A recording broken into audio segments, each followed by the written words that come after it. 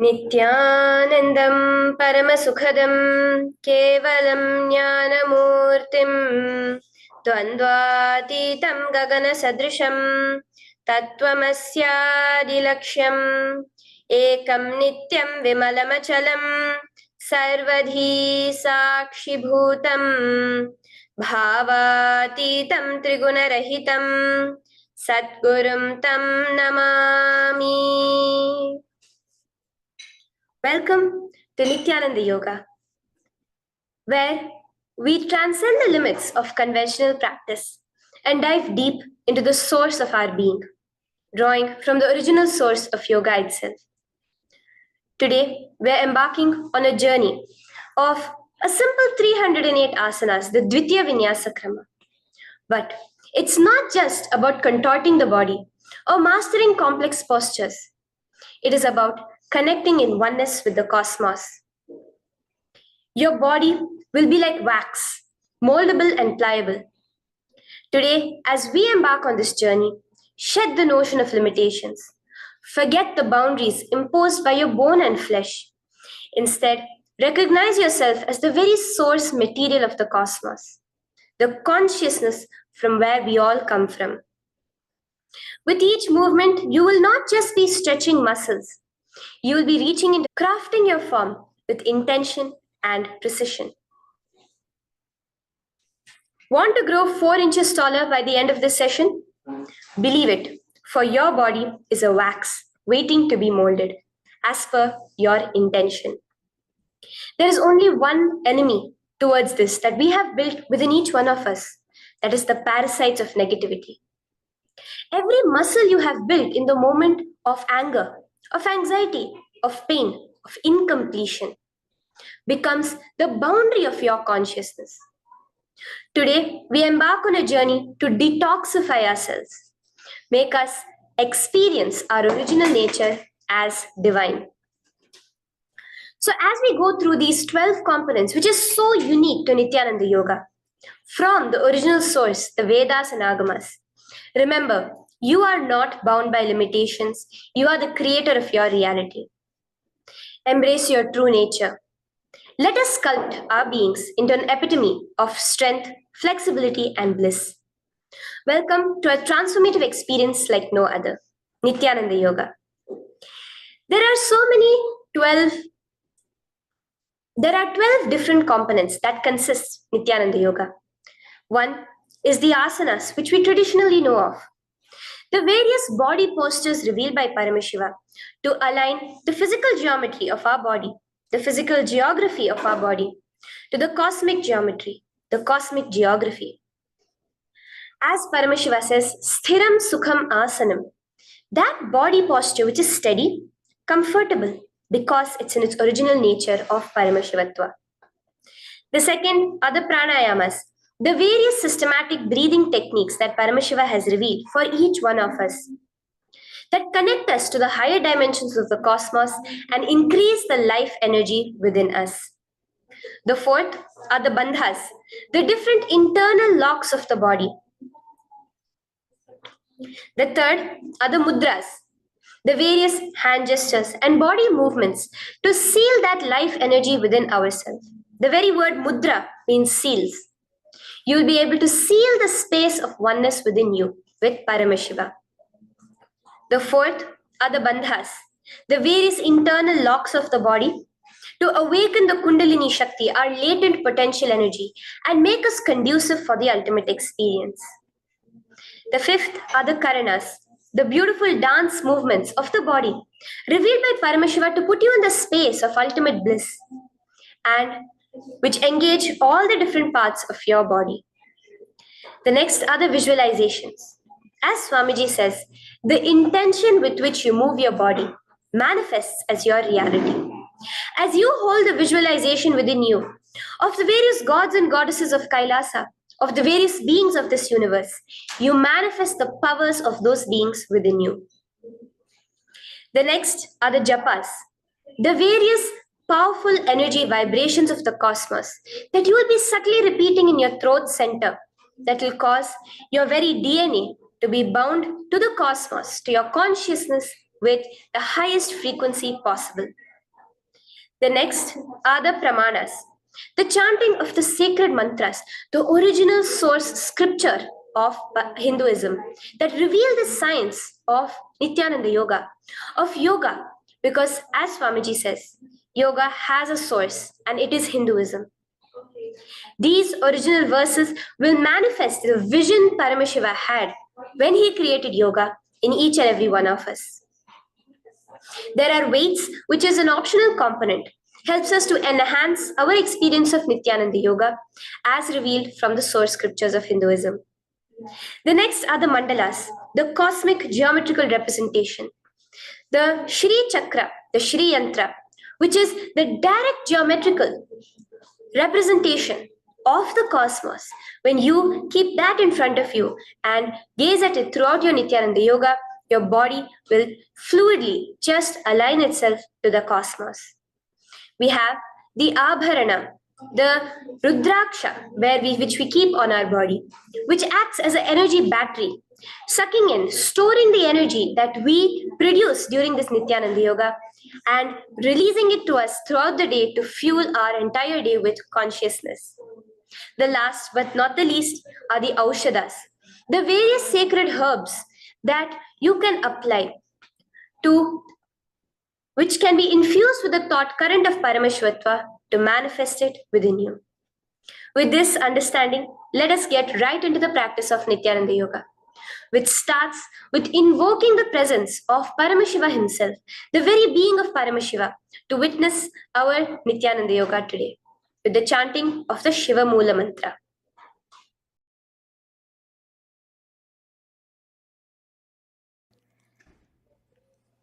Let us now chant the Shiva Mula Mantra 11 times internally. Om Ham Hom Shivaya Namaha. Om Ham Hom Shivaya Namaha. Om Ham Hom Shivaya Namaha. Om Ham Hom Shivaya Namaha. Om Ham Hom Shivaya Namaha.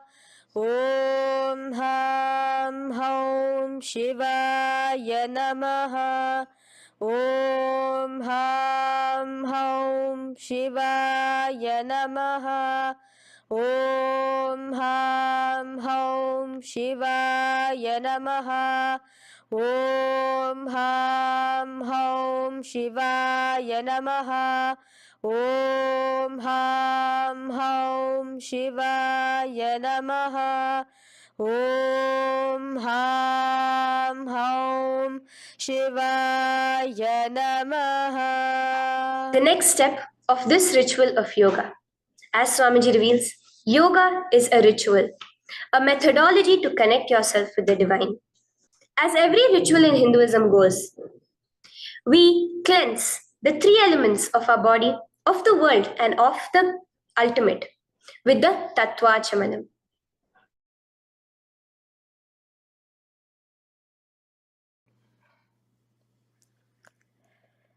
The next is the Tattvachamanam.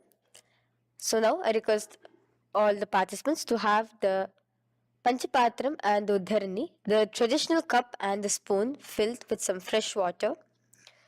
Now,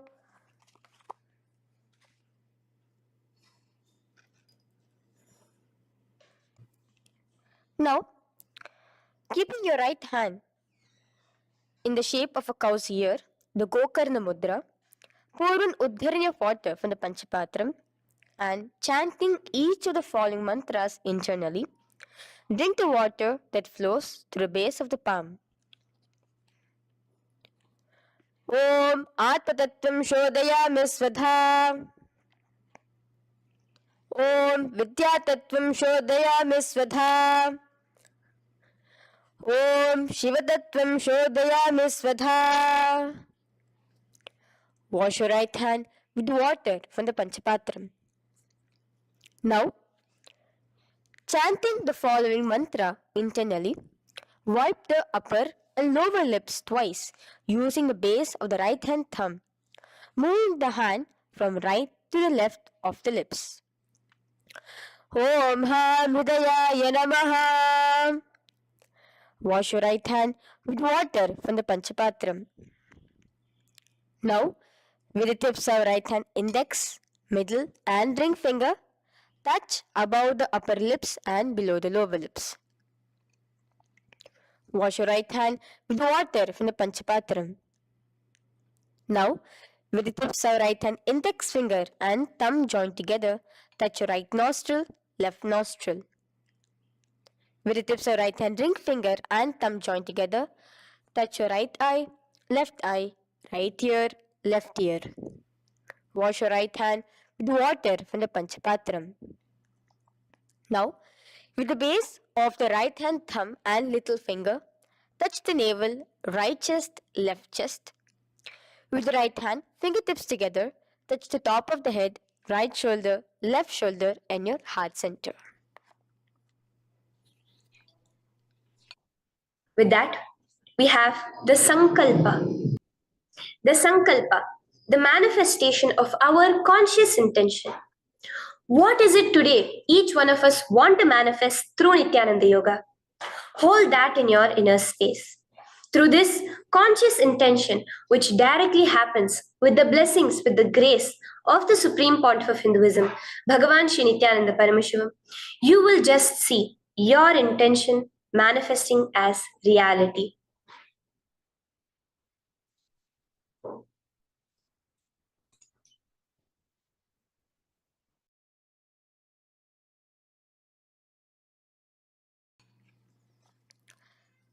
The next is the Sankalpa, the conscious resolution. So now I request all participants now to, with your right hand, cover your left palm, which is the Sankalpa Mudra, and keep both the hands on the right thigh.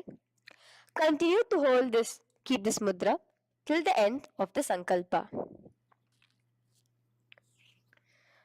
Om Mamopata Samasta Duritakshayaddvara Bhagavat Shri Nithyananda Paramashiva Prityartham Shri Nithyanandeshwari Paramashiva Shakti Sameta Shri Nithyanandeshwara Paramashiva Prityartham Cha शुभे शोभने मुहूर्ते अद्य ब्रह्मणः द्वितीय पराध्ये श्री श्वेतवराह कल्पे वैवस्वतमन्वन्तरे अष्टाविंशतितमे नित्ययुगे प्रथमे पादे जम्बूद्वीपे भारतवर्षे भरतखण्डे मेरोः दक्षिणे पार्श्वे शखाब्दे अस्मिन् वर्तमाने व्यवहारिके प्रभवादीनां षष्ट्याः संवत्सराणां मध्ये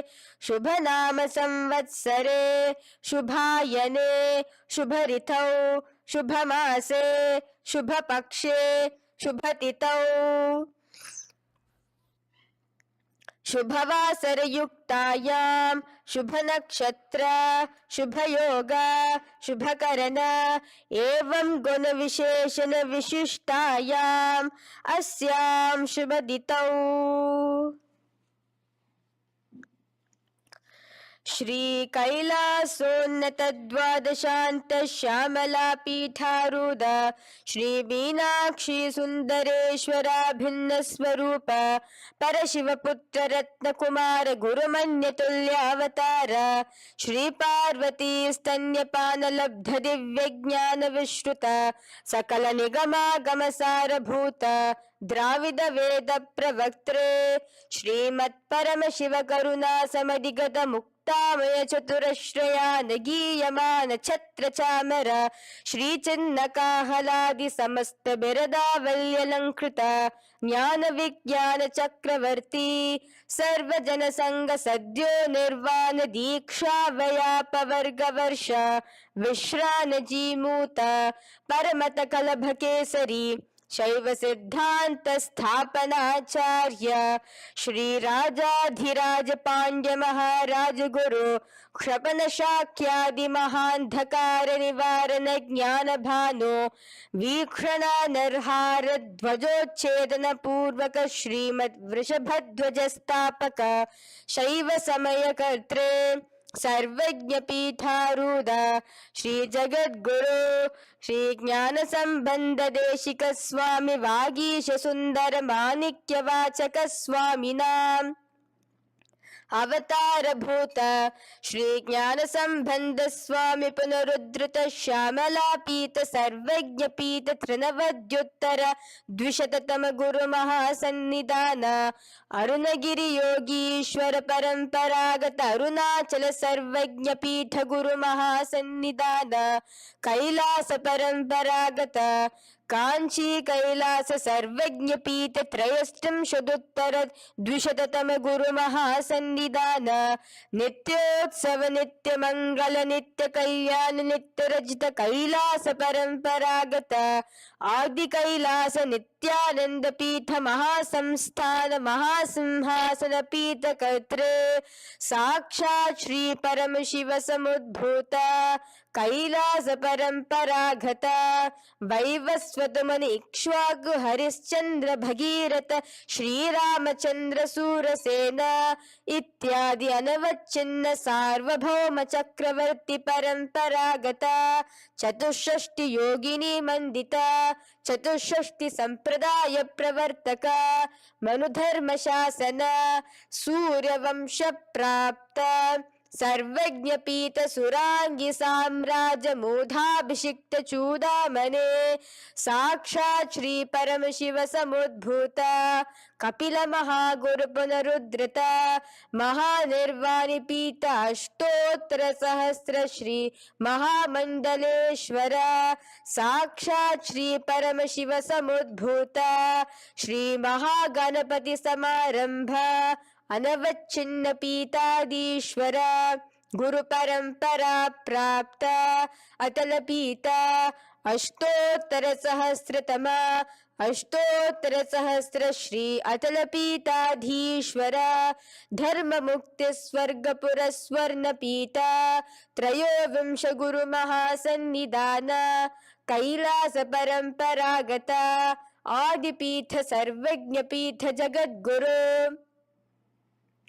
श्री कैलास पुनरुद्धारक श्री कैलास परमाचार्य श्रीमत् परमहंस परिव्राजकाचार्य वर्य सच्चिदानंद प्रणव स्वरूप श्रोत्रिय ब्रह्मनिष्ठ श्रीमद् जगद्गुरु श्री भगवत श्री नित्यानंद परम शिव श्री ज्ञान संबंध देशिक परमाचार्य स्वामिनां प्रीत्यर्थम तेषां पादारविन्दयोः भक्ति सिद्ध्यर्थम गुरु कृपा कटाक्ष सिद्ध्यर्थम क्षेम स्थैर्य वीर विजय आयुरारोग्य ऐश्वर्यानां अभिवृद्ध्यर्थम धर्मार्थ काम मोक्ष चतुर्विध फल पुरुषार्थ सिद्ध्यर्थम समस्त दुरितोपशांत्यर्थम समस्त मंगलावाप्यर्थम भगवत श्री नित्यानंद परम Shiv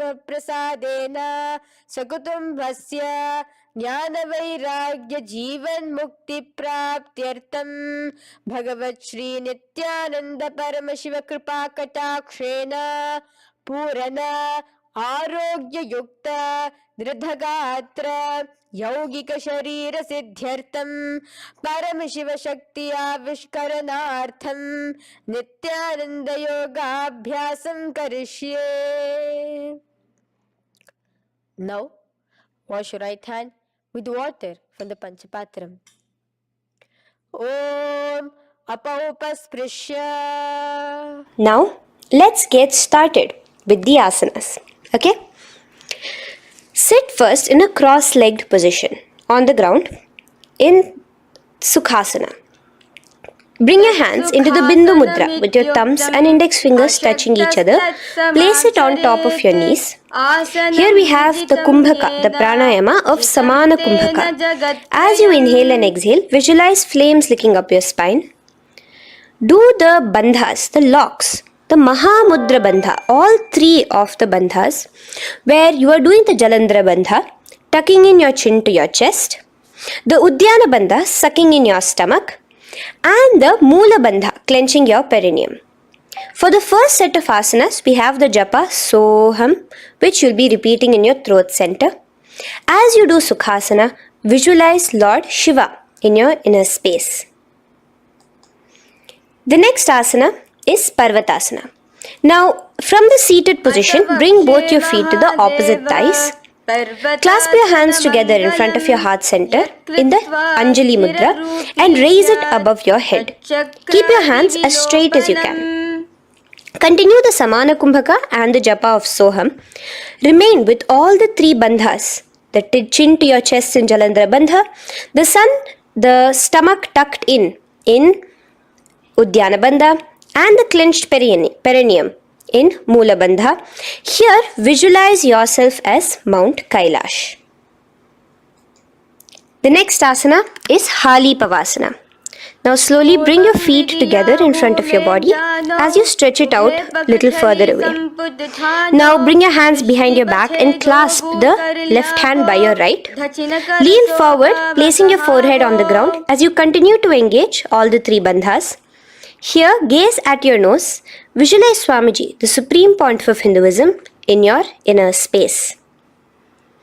Now, in a similar position from Hali Pavasana, just release your hands, slightly get up and bring your hands in front of your body. Place them on the ground, cupping your hands, making a hollow in Nagi Pavasana. Visualize yourself as a snake, gazing at your nose. Continue the japa, the pranayama, and all three bandhas engaged. Now, raise up. This is Kokilasana. Hold your big toes with your index and middle finger in the Prana Mudra. Stretch your legs straight out and upwards. Cross it into Padmasana. Bring it to your opposite thighs. Lean forward and down onto your elbows. Again, tuck your chin into your chest, suck in your stomach, and clench the perineum in the Mahamudra Bandha. Visualize yourself as a bird in Kokilasana. The next is Nithyananda. Now, raise up again. Bring one ankle to the top of the opposite knee. Hold the elbows with your hands. Hold the respective elbows with the opposite hands. Again, engage all the three bandhas and rotate your arms in a circular motion. Keep the spine completely straight and gaze towards your nose. Visualize Swamiji, the Supreme Pontiff of Hinduism, in your inner space. Next is Gajasana. Press your hands onto the ground. You can bring your feet a little back as you raise yourself up, your hips up high. Lower your head and then chest, scooping your body forward again and again.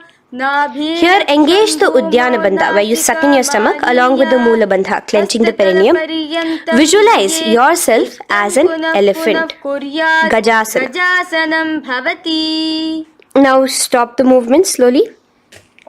In another dynamic asana, which is Rikshasana, you will start alternatively pressing the heel of one foot onto the ground while lifting the other heel up. Repeat this again and again. The next is Vaishyasana. Now slowly come to a standing position. Stand tall on the tips of just your big toes. Keep your head neck straight line. And bring the middle, index and ring fingers to your heart in the Hridaya Mudra. Continue engaging the Udyana Bandha. Visualize Swamiji in your inner space. Here we have a very interesting movement, which is the Karanas, the dance movements. So the first Karana is Urdhva Janu Karana, which literally means the raised knee. So now stand in the Aramandi position, which is your heels touching together, the toes facing outwards, almost at a 45-degree angle. Bend your knees low And keep both your hands at your chest, elbows parallel to the ground. Twist one knee towards the center of your body. Raise it up, back across the body back to the original position. Simultaneously with the leg movement, follow it with your respective hand, up and across the body. Repeat this alternatively on both sides. Now, in Balalingasana, come back to a standing position straight and interlace your fingers from outside in. This is the Sarvavashankari Mudra. Hold on to your knee, pulling it up towards your chest. Pull it tight. Continue to keep your spine straight. Engage all the three bandhas, the Jalandhara Bandha, the Udyana Bandha and the Moola Bandha. As you are holding your knee, visualize yourself holding, caressing a baby. Balalingasana. The next asana is Pada Pidanasana. Now the same foot which is raised, clasp it with your hands and pull it behind towards your body, holding it with both your hands. Again, engage all the three bandhas, standing tall. Visualize Swamiji, the Supreme Pontiff of Hinduism, in your inner space.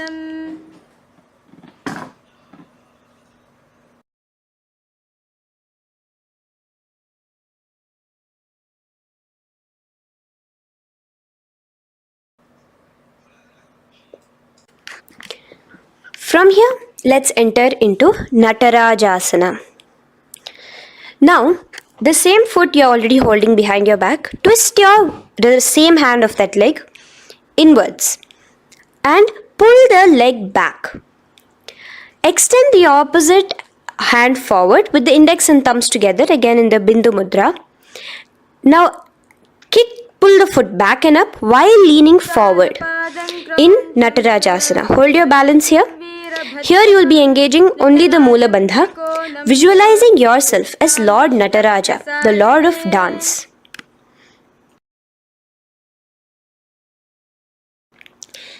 Now again let's repeat Balalingasana on the other side with the other leg. Pull it up towards your chest with the hands in the Sarvavashankari Mudra. Engage all the three bandhas as you visualize yourself holding and caressing a baby. Now pull your foot back into Pada Pidanasana on the other side. Remain with all the three bandhas engaged. Visualize Swamiji in your inner space. And lean forward. Now, hands stretched in the Bindu Mudra into Natarajasana. Balance there as you visualize yourself as Lord Nataraja. Now, come back to a standing position. Release your leg. Gain your balance.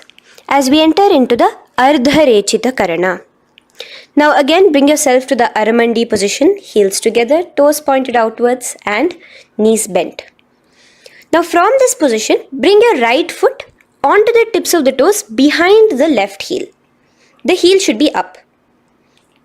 Bring your left hand towards your chest, parallel to the ground again, and extend the right arm out and wide like a pendulum. Bring it back towards your chest. Now while your arm is swinging, remember to move your fingers one by one inwards towards the palm and then outwards. Now place the right hand over the nose. Uncross your ankles. Let's do this on the other side also. Cross the left ankle behind and stretch the left hand out like a pendulum.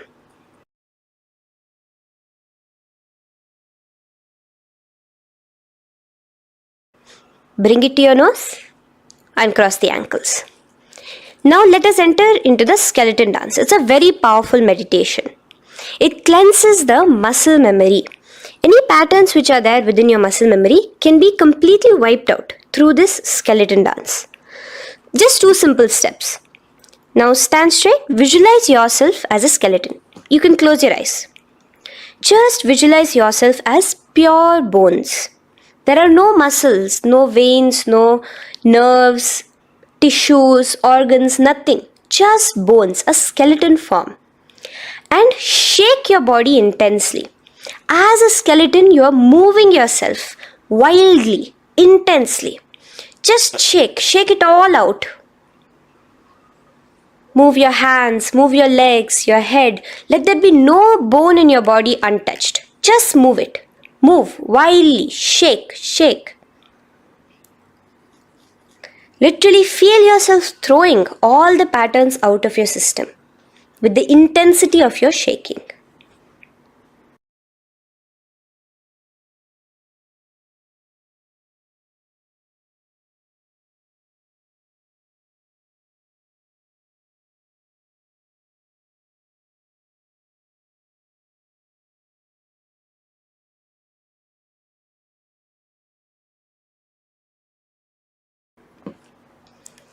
Now slowly calm down. Take a few steps, gain your breath back. That's a powerful meditation we did. Let us do the next karana. Again, come back to a standing position. Do the aramandi. Your toes outwards, knees bent with your feet together. Now here, raise your hands above your head. Keep your palms completely straight and cross the wrists with the palms facing forward and the back of the hands outward.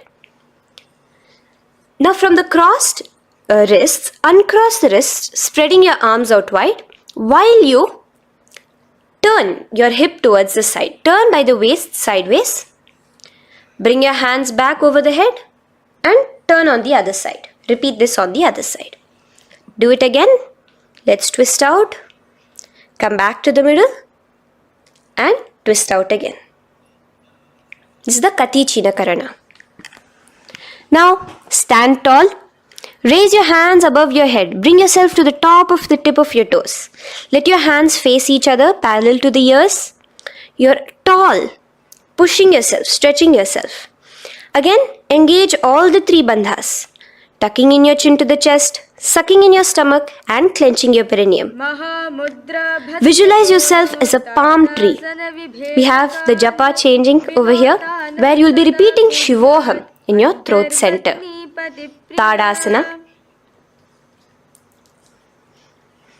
Now, as we enter into Uttanasana, relax and lean forward, bringing your hands on by the ground next to your feet.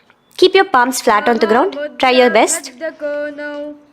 Engage all the three bandhas. Remain with all the three bandhas engaged as you visualize Swamiji, the Supreme Pontiff of Hinduism himself, in your inner space.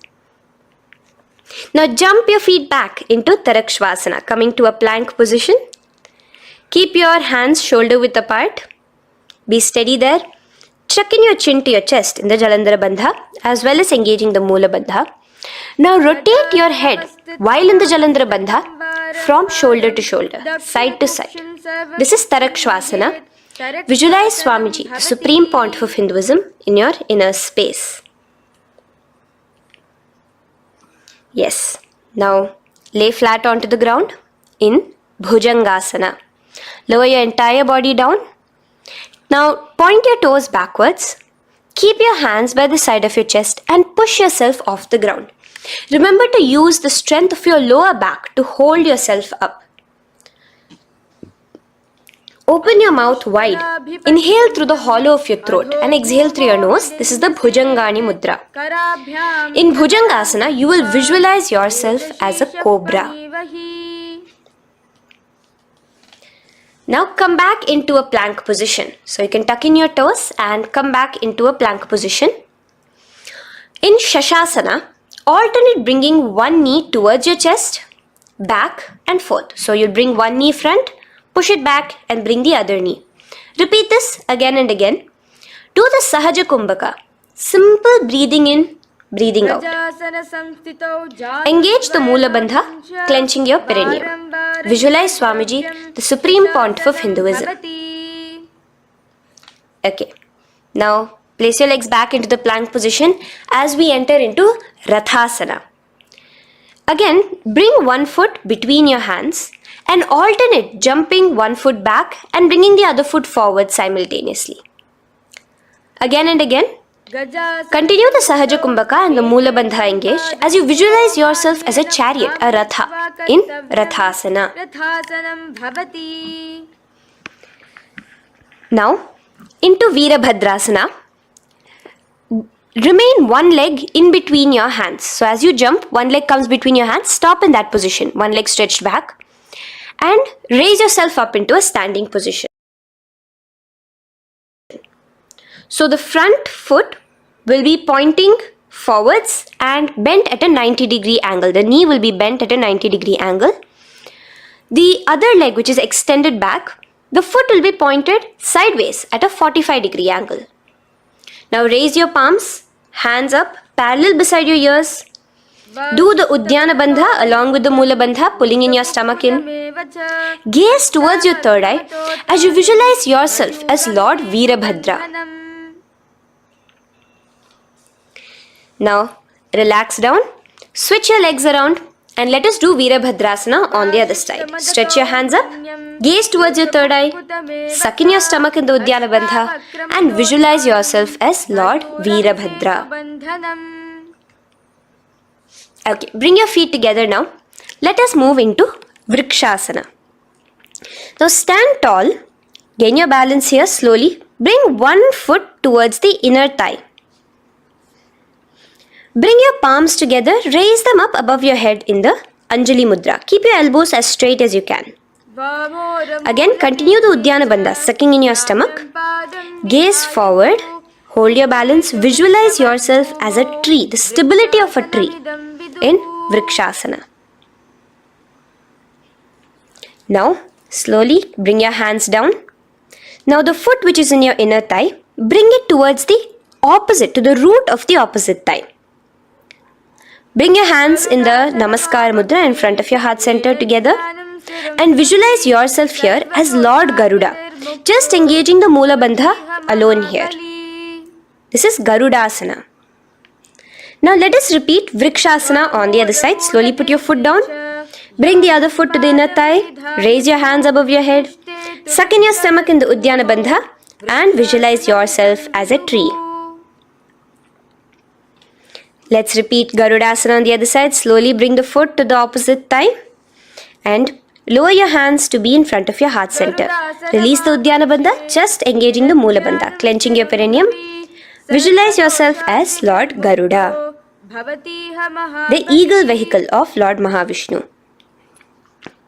Okay, bring both your feet to the ground now and spread them far apart from each other. Now keep one leg toes pointing forward and the other set of toes pointing sideways.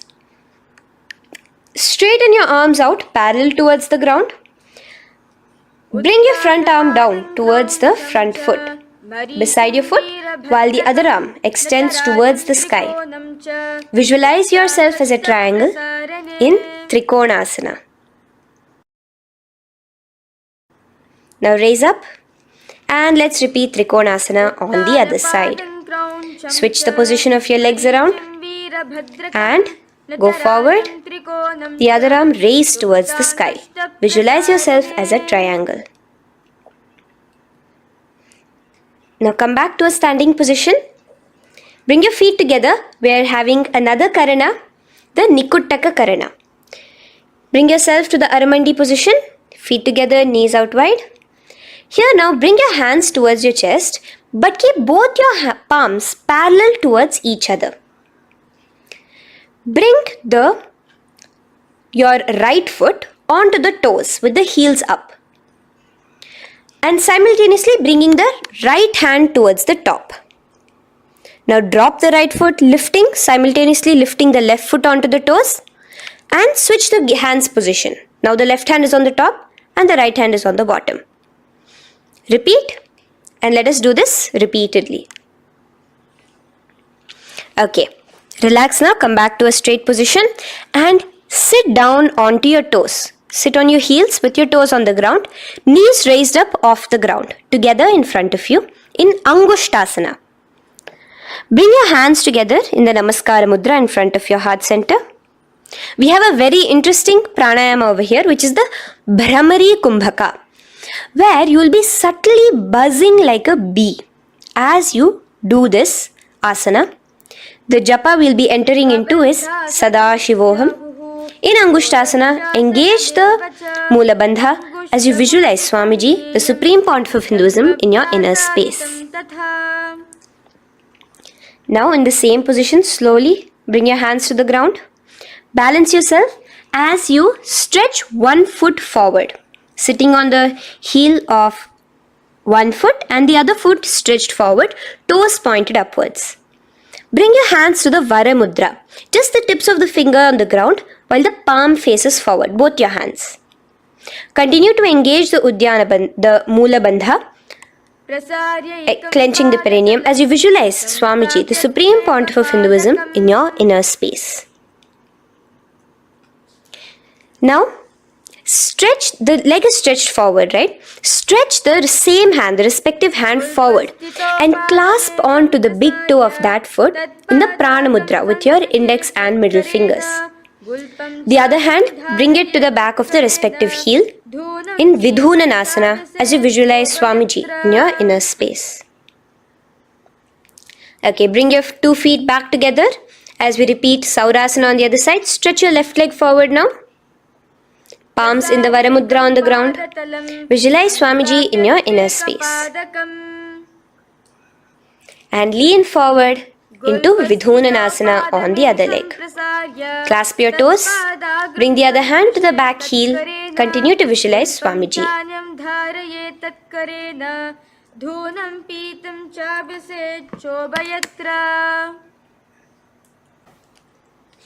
Now bring your 2 feet back together as you continue to sit on the heels, getting a nice toe workout here. Balance on your toes, bring your knees together in front of you. Now place your palms on top of the respective knees with the hands facing upwards, the palms facing upwards. Leave a slight gap between your palms and knees. As you gaze forward, engage the Jalandhara Bandha, tucking in your chin to your chest, and look between the gap between your hands. Brahma Jurankushasana. The next is Kapilasana. Now spread your knees wide and place them onto the ground. Keep your hands on the respective knees. Pull your stomach in and up in the Uddiyana Bandha. Gaze towards your nose as you visualize yourself as Maha Kapila Muni, the first man that ever started thinking. In the same position, just release that Uddiyana Bandha. Release the lock of the stomach, but continue to clench your perineum in Mula Bandha as you switch your gaze to your third eye. So from your nose, switch your gaze to the third eye. Visualize Swamiji, the Supreme Pontiff of Hinduism, in your inner space. Bhadra Gorakshasana. Next is Suryasana. Now, your toes are tucked. Just lift your knees off the ground, wide apart. Bring your hands together in the Padma Mudra with the little fingers and thumbs joined together. Engage the Uddiyana Bandha, suck in your stomach and raise your hands up tall above your head. Slightly lean back as you look towards the gap between your hands. Visualize Lord Surya in your inner space. Now relax, slowly bring your hands to the ground. Sit on top of your heels, the toes flat. Here, keep your hands on top of your knees and lift your tongue up against the roof of your mouth in the Manduki Mudra. Do the Sahaja Kumbhaka, simple breathing in and out. Engage the Mula Bandha, clenching your perineum. With the Japa Sadashivoham, repeating in your inner space, here you will visualize yourself as a frog in Mandukasana. Your tongue pressed against the upper palate. Is your frog-like tongue catching the nectar of immortality dripping from your Sahasrara Chakra? Gaze towards your third eye in Mandukasana. Now from here itself, moving into Uttana Mandukasana. Just bring your hands to the opposite shoulders, remaining in the same seated position. Continue with the Uddiyana Bandha engaged, gazing at your third eye. The Manduki Mudra, tongue pressed against the top of your palate, visualizing yourself as a frog in Uttana Mandukasana. Slowly bring your hands out from behind your back. Now slightly raise up and cross your ankles behind you. Sit on top of your crossed ankles. Keep your knees wide and your fingers spread on the top of your knees, both your hands. Open your mouth wide and stick out your tongue, exhaling forcefully. Gaze at the tip of your nose. Repeat this several times because you're visualizing yourself as a lion in Simhasana. The next asana is Bhadrasana. Now you can release yourself and uncross your ankles. Just keep your toes crossed behind you. Again, sit on top of your heels, keeping your knees wide apart. Cross your hands behind your back, hold on to the big toes in the Prana Mudra with your index and middle fingers. Apply the Jalandhara Bandha, tuck in your chin to your chest along with the Mula Bandha, sucking in your perineum. As you gaze towards your nose, here, resume the Brahmari Kumbhaka, buzzing like a bee subtly in your inner space as you visualize Swamiji, the Supreme Pontiff of Hinduism, in your inner space. Now bring your hands out from behind you. As you bring yourself to a squatting position. Keep your feet flat onto the ground as close together as possible, but your knees opened wide. Bring your body in between your knees, your torso in between your knees, and take your arms in and around your knees towards the back, clasping your fingers, interlacing your fingers behind you in the Parashu Mudra. Gaze towards your nose. Visualize yourself as a crow in Kakabhusandhyasana. The next asana is Kani Pavasana. Unclasp your hands and place them flat onto the floor. Keep them shoulder width apart for good balance. Now, slowly bring your knees to the back of your arms, above the elbows. Lean your chin forward and down. Keep your gaze steady as you lift your feet off the ground. In Kani Pavasana, visualize Swamiji, the Supreme Pontiff of Hinduism, in your inner space. Now in the same position, slowly lower your head to the ground and stretch your legs up high, forming a tripod between your two hands and your head in Kapali Asana. Gaze at your nose, continue the Brahmari Kumbhaka, continue engaging the Mula Bandha and the Japa of Sadashivoham. Visualize Swamiji in your inner space. The next asana is Parshva Mayurasana. Slowly bring your feet down. Yes, relax. And now squat on your toes with your knees together and twist your body. Place both the hands to one side of your knees. Now bring one of your elbows to the knee and the other of your elbows towards the hip. Lean onto your arms, balance, extending your legs out to the side. Gaze towards your third eye, visualizing yourself as a peacock. In Parshva Mayurasana, as you do the pranayama, the Rechaka Kumbhaka, let your exhalations be prolonged and your inhalations be slightly shorter. Now relax, bring your feet to the ground and bring your body to the other side of your knees as you repeat Parshva Mayurasana on the other side. Lean forward, stretch your legs, gaze at your third eye. Visualize yourself as a peacock. Now let's do Bhairaganathasana. Now come again to a plank position. Place your hands down, stretch your legs back and bring one foot around your shoulder to be placed in between both your palms. Gaze at your third eye. Just engage the Mula Bandha, clenching your perineum. Here, this is Bhairaganathasana. Visualize yourself as Lord Kala Bhairava. Slowly bring your foot out and bring the other foot in between your palms, remaining in the plank position. Continue to visualize yourself as Lord Kala Bhairava in Bhairaganathasana on the other side. The next asana is Unmukha Pithasana. Now from the same plank position, bring your forearms onto the ground. Be steady as you walk your feet closer towards yourself, forming like a slight mountain. In Unmukha Pithasana, gaze at your third eye. Continue the Rechaka Kumbhaka. Visualize Swamiji in your inner space. The next asana is Vashishthasana. Now, just raise yourself onto one of your hands. So, release your forearms off the ground and raise yourself onto your right arm. And keep your body completely parallel to the ground as you raise your left arm straight above your head. Visualize yourself as Rishi Vashishta as you do the Vashishthasana. Gaze towards the hand on the top. Now slowly bring that hand down. As you switch the hands, bringing your right hand up towards the sky. Balance there, completely straight on your toes. As you visualize yourself as Rishi Vashishta, the Guru of Bhagavan Sri Rama. Now, bring your feet forward into Anjani Asana. So here you will be sitting on your hips with your legs pointed forward and sit on top of your hands. So keep your palms facing upwards and sit on both your palms as you tuck your elbows into your body. Do the Rechaka Kumbhaka, continue the Rechaka Kumbhaka.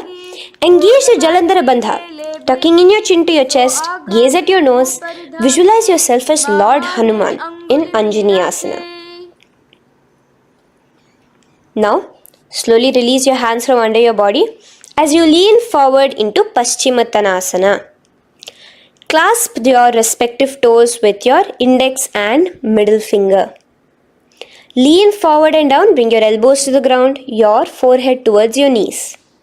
Engage all the three bandhas, the Mahamudra Bandha. As you visualize Swamiji, the Supreme Pontiff of Hinduism in your inner space, with a new japa, Mahasadashivoham, starting here.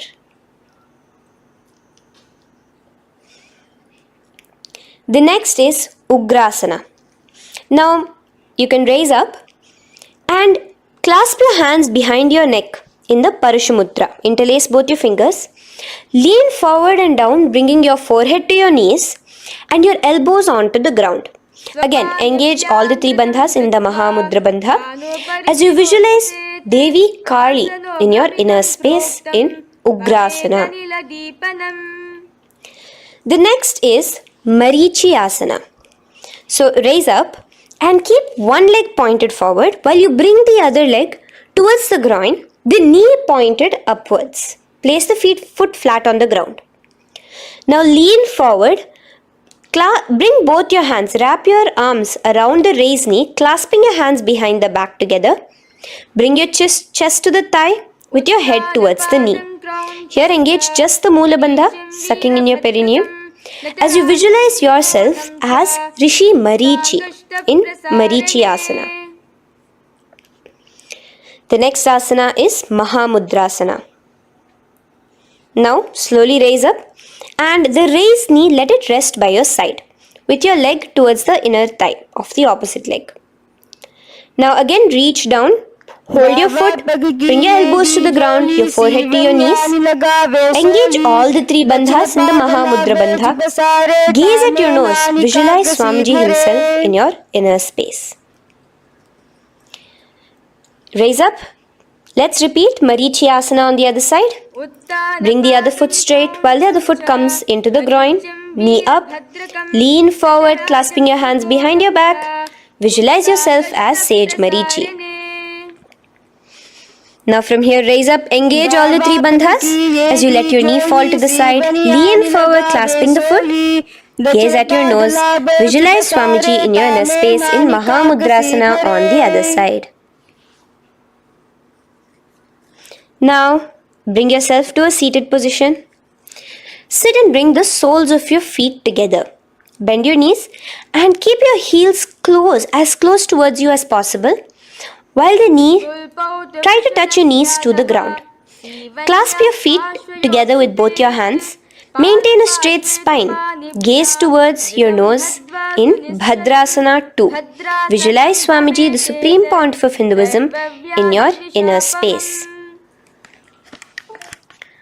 The next asana is Gwali Pavasana. Now, keeping your feet together, just bring your hands towards the respective knees. Just lightly place them there. Tuck your chin to your chest in the Jalandhara Bandha, continuing to engage the Moola Bandha, clenching your perineum. As you gaze at your nose, visualize Swamiji, the Supreme Pontiff of Hinduism, in your inner space. Now, push your soles slightly further away from you. The joined feet, push it further away from your body. And lean forward, keeping both your hands, the fingers inside of the feet. Hold the soles of your feet. Lean forward and down. Bring your forehead to the ground. Gaze at your nose. Visualize the Yoni Mandala in your inner space. In Joni Asana. The next is Midiki Pavasana. Raise up. Stretch your arms out wide beside your body as you lean forward, your arms going over your knees. Bring your forehead to your feet. Continue to gaze at your nose. Visualize Swamiji, the Supreme Pontiff of Hinduism, in your inner space. Now, in Siddha Samadhi Asana, raise yourself up. Now, put your hands, your forearms, underneath the calves of the respective legs. Let your palms face up towards the sky as you bring your head down to your feet. Gaze at your nose as you visualize Lord Surya in your inner space in Siddha Samadhi Asana.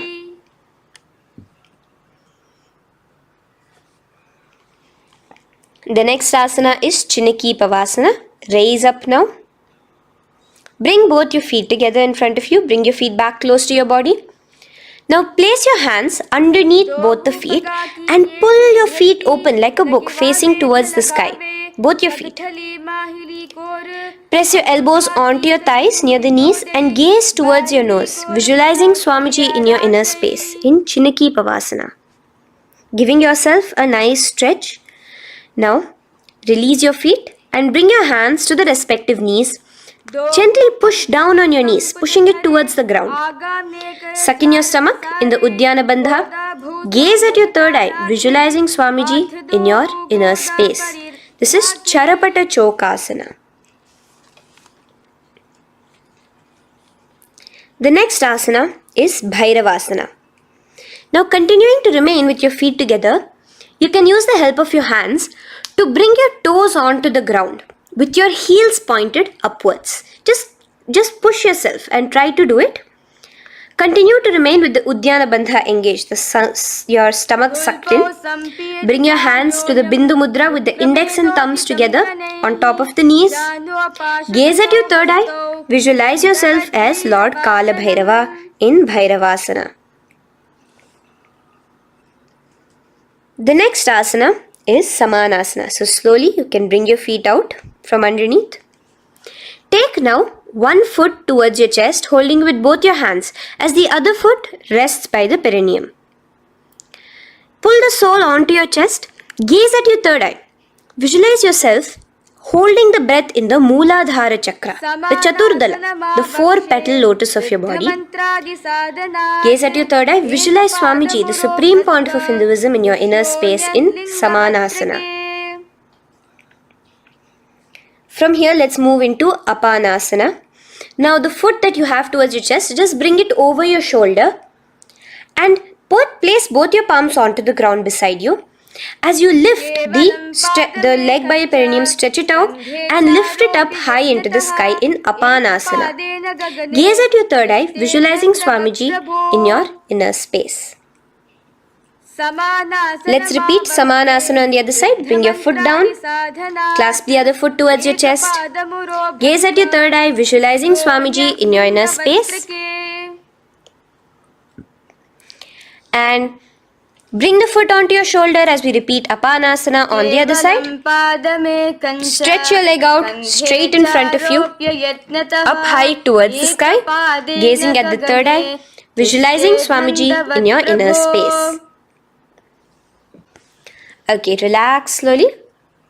Let's move into Gomukhasana.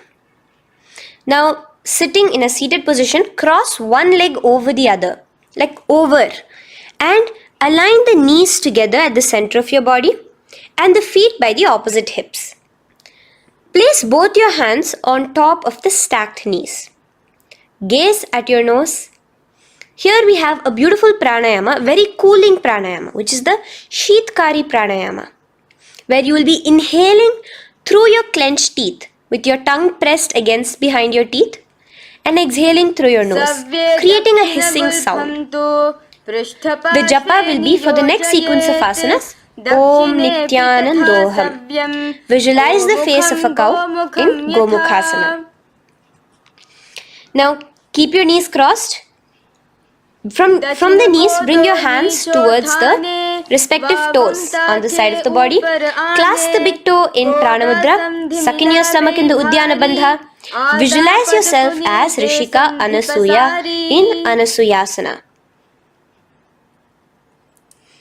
Now in Anusuyasana 2, just bring your hands behind your back, clasped together, interlaced fingers in the Parashamudra. Lean forward and down. Try to bring your nose to touch the ground in front of you. Just visualize yourself as Rishika Anasuya and gaze at your nose. Anusuyasana 2. Raise yourself up now. Now bring one foot towards the perineum, knee resting on the ground. Raise your other foot with the foot in front of the lying down foot, knees pointed upwards towards your chest. Place your hands on the respective knees. Keep your spine tall, chest out. Gaze at your nose. Visualize yourself as Lord Garuda, the eagle vehicle of Bhagavan Mahavishnu. Garudasana 2. From here, moving into Naradasana. Now, keep both your hands, bring both your hands behind your neck and clasp them in the Parashamudra. Interlace your fingers behind your neck. Twist outward of the raised knee. Just keep your whole body outside of the raised knee. Gaze towards your third eye, visualizing yourself as Devarishi Narada in your inner space. From Naradasana, let's enter into Matsya Pithakasana. Place one foot on the top of the opposite thigh. Wrap your respective arm across the knee, holding on to the opposite shin. Extend the opposite hand straight. Hold on to the respective toe with the index and middle fingers in Prana Mudra. Gaze towards your nose. Visualize Matsyavatara, the fish form of Bhagavan Mahavishnu in your inner space in Matsya Pithakasana.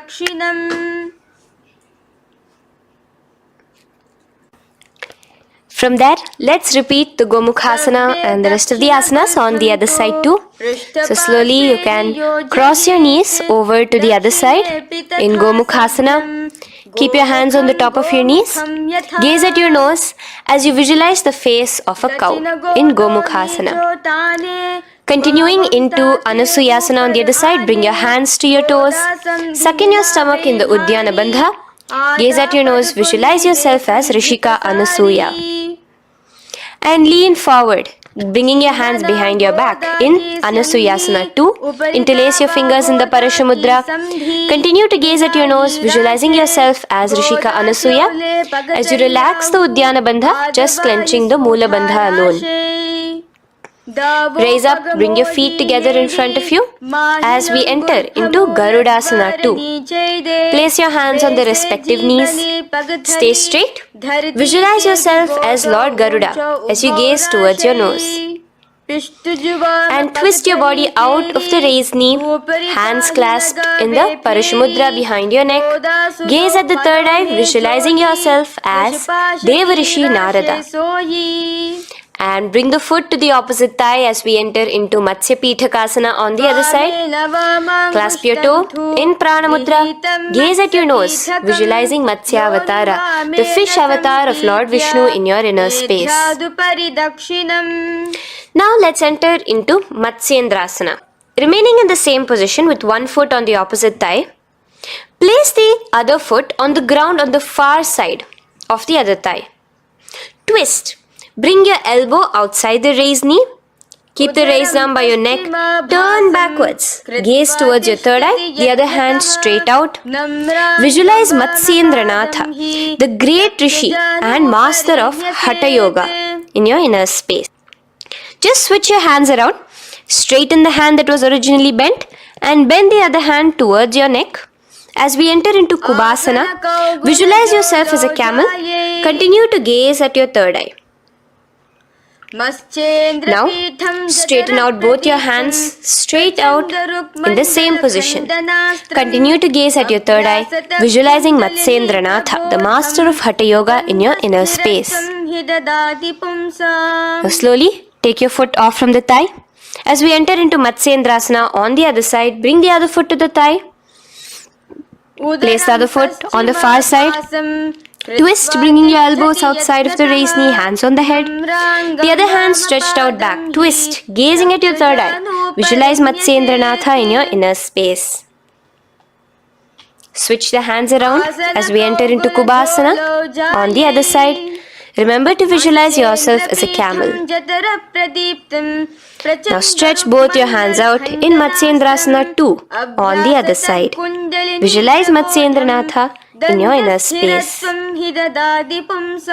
Now, with one leg on the thigh, bring the other foot too to the opposite thigh in Padmasana. Place your palms on the respective knees. Engage all the three bandhas in the Mahamudra Bandha, tucking your chin to your chest, sucking in your stomach and clenching your perineum. We have a new pranayama here, which is the Shitali Kumbhaka, where you will continue to inhale through the teeth without creating the hissing sound, and exhale through your nose. A new japa of Om Nithyananda Mahasadashivoham starts here. Gaze at your nose in Padmasana, visualizing yourself as Bhagavan Paramashiva. Now, keeping your legs in the same position, just cross your hands over each other, clasping onto the toes with your index and middle fingers in the Prana Mudra. Gaze at your nose, visualize yourself as Devi Parvati, the consort of Lord Paramashiva in Padmasana 2. Now, uncross your hands. Take your hands and insert it into the gap between your thighs and your calves. Put both your hands within and pull it out on the other side. As you balance on your hands, lifting your whole body off the ground, visualize yourself as a rooster in Kukkutasana. Now relax. Take your hands out from inside your feet as we enter into Baddha Keki Asana. Place your hand onto the ground as you raise up on your knees. Place your palms on the ground, fingers pointing towards the legs. Now keep your elbows together, pressed against your navel. Slowly lean forward, balancing, and extend your knees off the ground, visualizing Swamiji in your inner space. In the same position, stretch your legs out behind you. In Mayurasana, visualize yourself as a peacock. Hold your balance. Relax now. Yes, relax flat onto the ground into Makarasana. Lay down completely flat. Keep your feet pointing outwards, far away from each other. Place your forehead on the mat. Interlace your fingers behind your neck in the Parashumudra. Just relax, visualizing yourself as a crocodile as we go back to the Sahaja Kumbhaka, the simple breathing in, breathing out. Just keep the Moola Bandha alone engaged.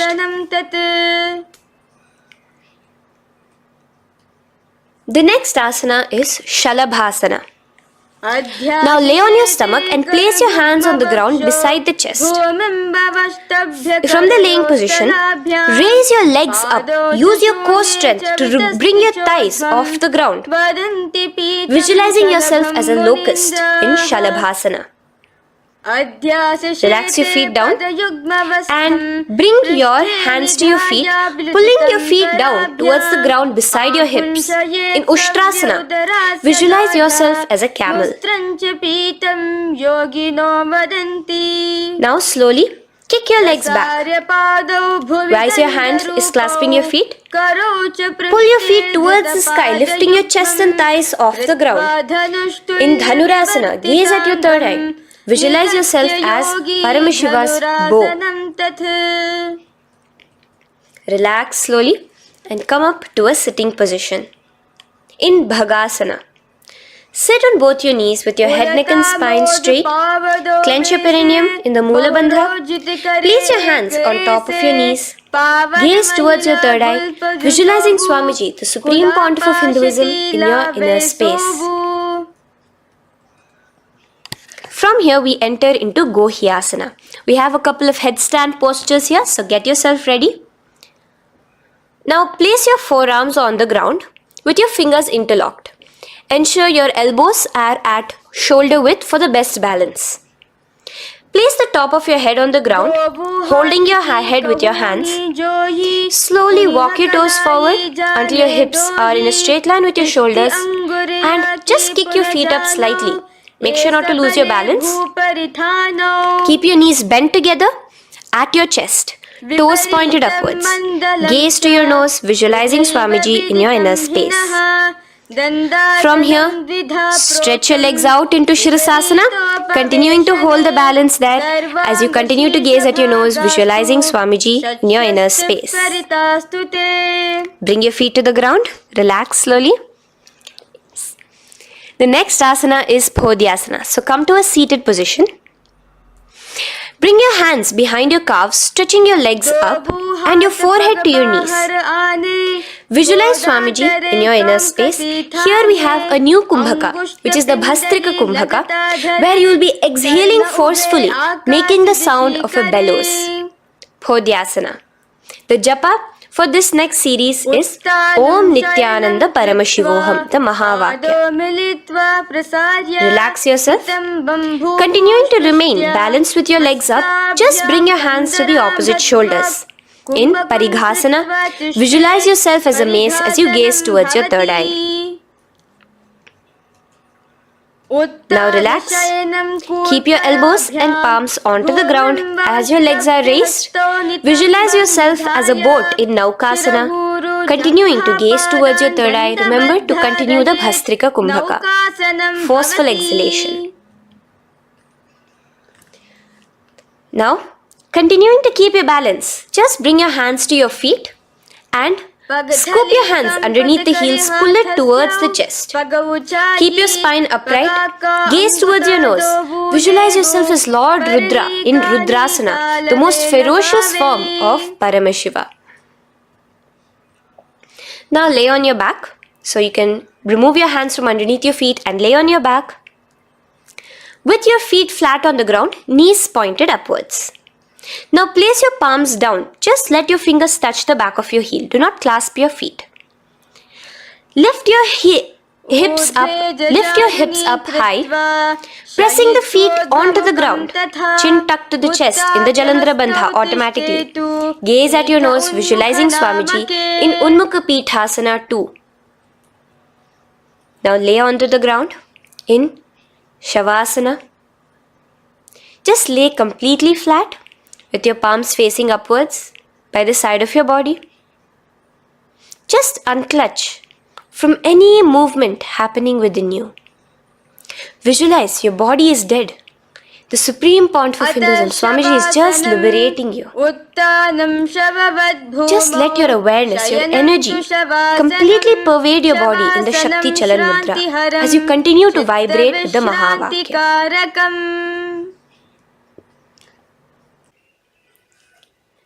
Roll over to one side and come to a seated position. Feel the life entering your body back. In a seated position, let us get continued with the sequence. We have 200 asanas more to go, starting with Yathasanishtasana. In Yathasanishtasana, sit in any posture you are completely comfortable in. Bringing your hands into the Bindu Mudra with the thumbs and index touching. Start off with the Samana Kumbhaka. As you're inhaling and exhaling, feel flames licking up your spine. Clench your perineum in the Moola Bandha with the japa Om Nithyananda Paramashivoham for the remaining of the sequence. Visualize Swamiji in your inner space.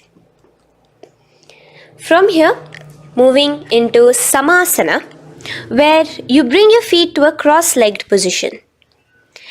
Keep your hands on your knees with the thumbs and index touching in the Bindu Mudra. Just inhale and exhale as you visualize Swamiji in your inner space. The next is Muktasana. Press your left foot against your genital region. Place the right foot on top of your left. Keep your hands facing downwards on top of your knees. Sit straight, gazing towards your nose. Visualize yourself as a sage liberated by Swamiji himself. Now, continue to remain in the same position as we go into Siddhasana, where your gaze will be switching from the nose to your third eye. Continuing to visualize Swamiji in your inner space, ensure the Moola Bandha, the perineum, is locked. in Siddhyasana now. Continuing the same position. Engage all the three bandhas. Sucking in your stomach, bringing your chin to your chest in the Mahamudra Bandha. Switch the gaze to the ground in front of you from your third eye. Visualize Swamiji in your inner space. Now, relax the Udyana Bandha and Jalandhara Bandha. Just keep the Moola Bandha, the perineum alone clenched, as we enter Rudrasana 2, where your legs will remain in the same position, just your hands alone from resting on your knees will turn around to the Bindu Mudra, the thumbs and index touching. Gaze towards the third eye, visualize yourself as Lord Rudra, the fierce dimension of Paramashiva. The next is Santadhunasana. Keep your hands in the Bindu Mudra, your legs crossed in the same position. As you switch your gaze from your third eye to your nose, visualizing Swamiji, his tranquility, unshakable nature. Now, relax the Bindu Mudra, keep your legs in the same position, and bring your hands to your navel, cupping one palm over the other in the Samputa Mudra. It looks sort of like a lotus bud. Continue to visualize Swamiji in your inner space in Siddhasana 2. The next asana is Bandha Yoni Asana. Maintaining one heel over the other in the same position of the legs, bring your hands to your face in the Shanmukhi Mudra. So just listen carefully now. Bring your little fingers beneath the bottom lip of both hands. Your ring fingers above your upper lip. Your middle fingers closing your nose, your nostrils. Your index finger covering your eyes. And your thumbs pressed into your ears. This is Bandha Yoni Asana, visualizing Swamiji in your inner space.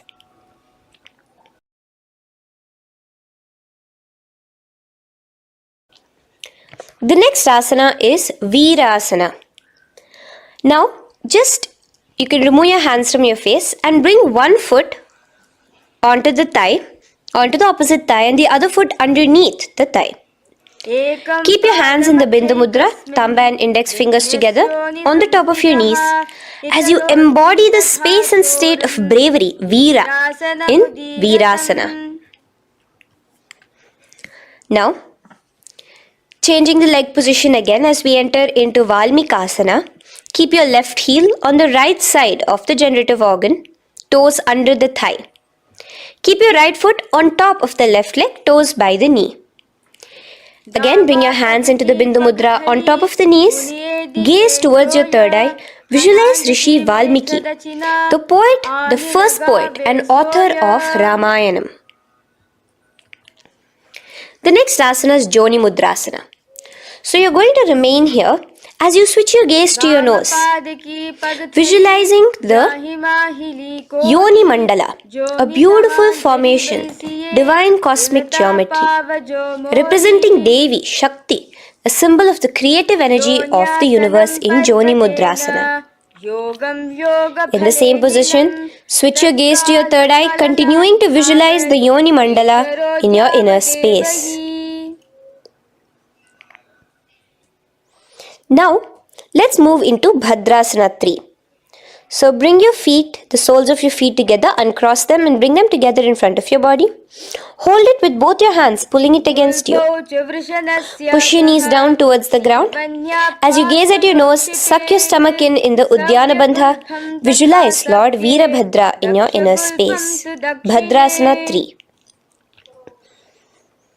In the same position, we are entering into Aghorasana, where your left hand will rest on top of the left knee, while your right hand comes towards your face.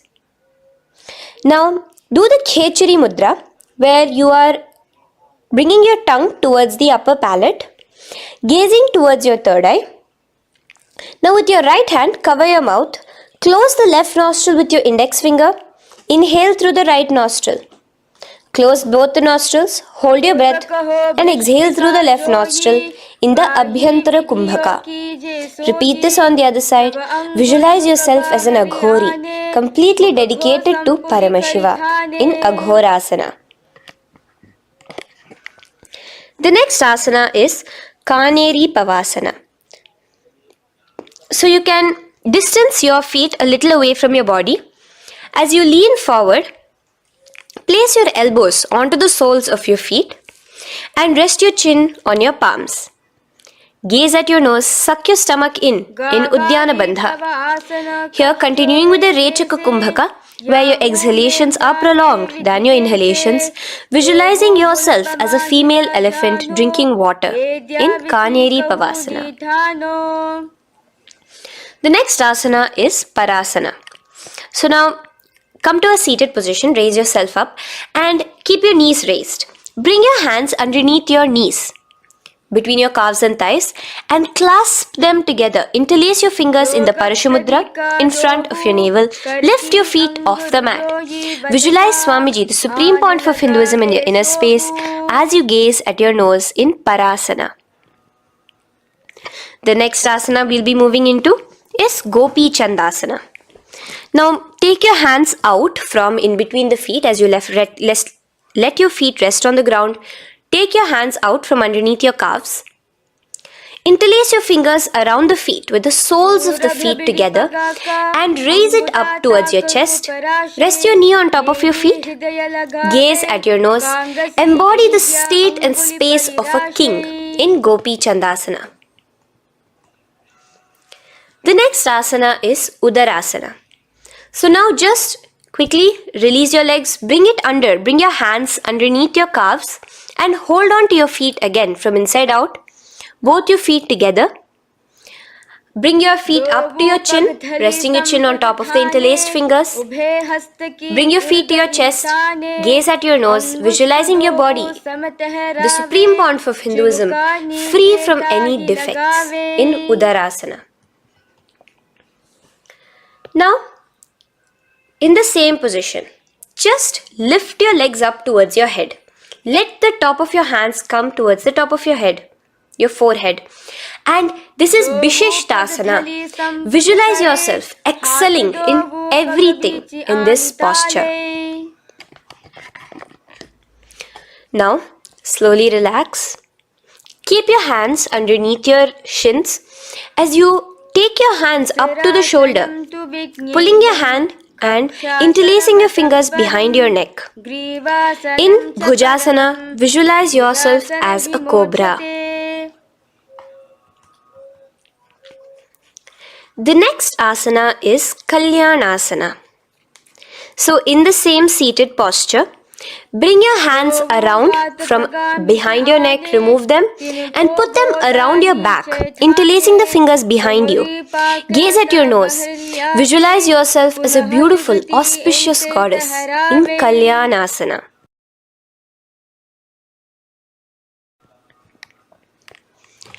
The next posture is Sankatasana. So now, uncross your hands from behind you. Release yourself completely onto the ground. Place your left knee on the mat and the left foot flat. Sit on top of your left foot, knee pointed forward. Raise your right leg on top of the left, bringing the right heel to the left hip. Place your hands on the opposite knees. Here, do the Ujjayi Pranayama. As you inhale and exhale, make the sound of an ocean. Visualize yourself as a swan, a beautiful swan in Sankatasana. The next is Dhenukasana. Just in the same position, slide your left heel to the left hip. Keep your right knee on top of the left. Place both your hands on your right thigh. Visualize a cow in your inner space as you suck your stomach in the Uddiyana Bandha, Dhenukasana. Now slowly uncross your legs as we move into Matsyendrasana. Place the right foot on the left thigh, the left foot on the right knee. Bring your left hand behind your back, hold the right thigh. Twist a little bit. Place your right hand on your left thigh. Twist your body, gaze towards your third eye, visualizing Swamiji in your inner space.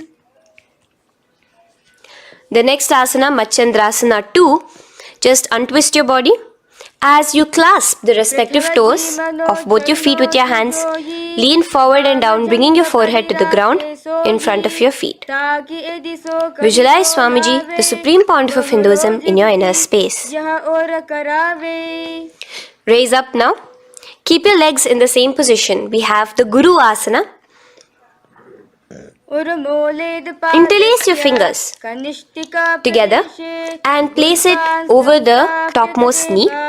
Suck in your stomach in the Uddiyana Bandha, clench your perineum in the Moola Bandha, tuck your chin to your chest in the Jalandhara Bandha. As you engage all three bandhas, visualize Swamiji in your inner space. Let us now repeat Sankatasana on the other side. So, you can release your hands, your legs as you cross the other leg over. Visualizing yourself as a swan, remember to put your hands on the opposite knees. The next asana, Dhenukasana, repeating it on the other side. Slide your leg out, bring both your hands to the topmost knee. Suck your stomach in the Uddiyana Bandha. Visualize a cow in your inner space. Matsyendrasana again, repeating it on the other side. Bring your legs to the cross-leg position. Twist your body around as you gaze at your third eye, visualizing Swamiji in your inner space. Untwist as we enter into Matsyendrasana 2 on the other side. Hold on to your feet, bring your forehead to the ground, continuing to visualize Swamiji in your inner space. Slowly raise up and let us do Guru Asana on the other side. Engage all the three bandhas in the Mahamudra Bandha. Interlace your fingers, place it on top of your knee. Continue to visualize Swamiji, the Supreme Pontiff of Hinduism, as we do Guru Asana. Now, slowly uncross your feet and place them flat on the ground, knees towards the chest in Pashasana. Keep your hands holding the opposite knees, thighs together, and keep your spine completely erect. Continue the Khechari Mudra, where your tongue is pressed against the roof of your mouth. As you gaze at your third eye, visualize Swamiji in your inner space. Continue the Ujjayi Kumbhaka. As you breathe in and out, make the sound like an ocean. Now in the same position, just bring your chin towards your knees in Bodha Shokasana. Lean forward, gazing at your nose, and visualize Swamiji, the abode of bliss in your inner space.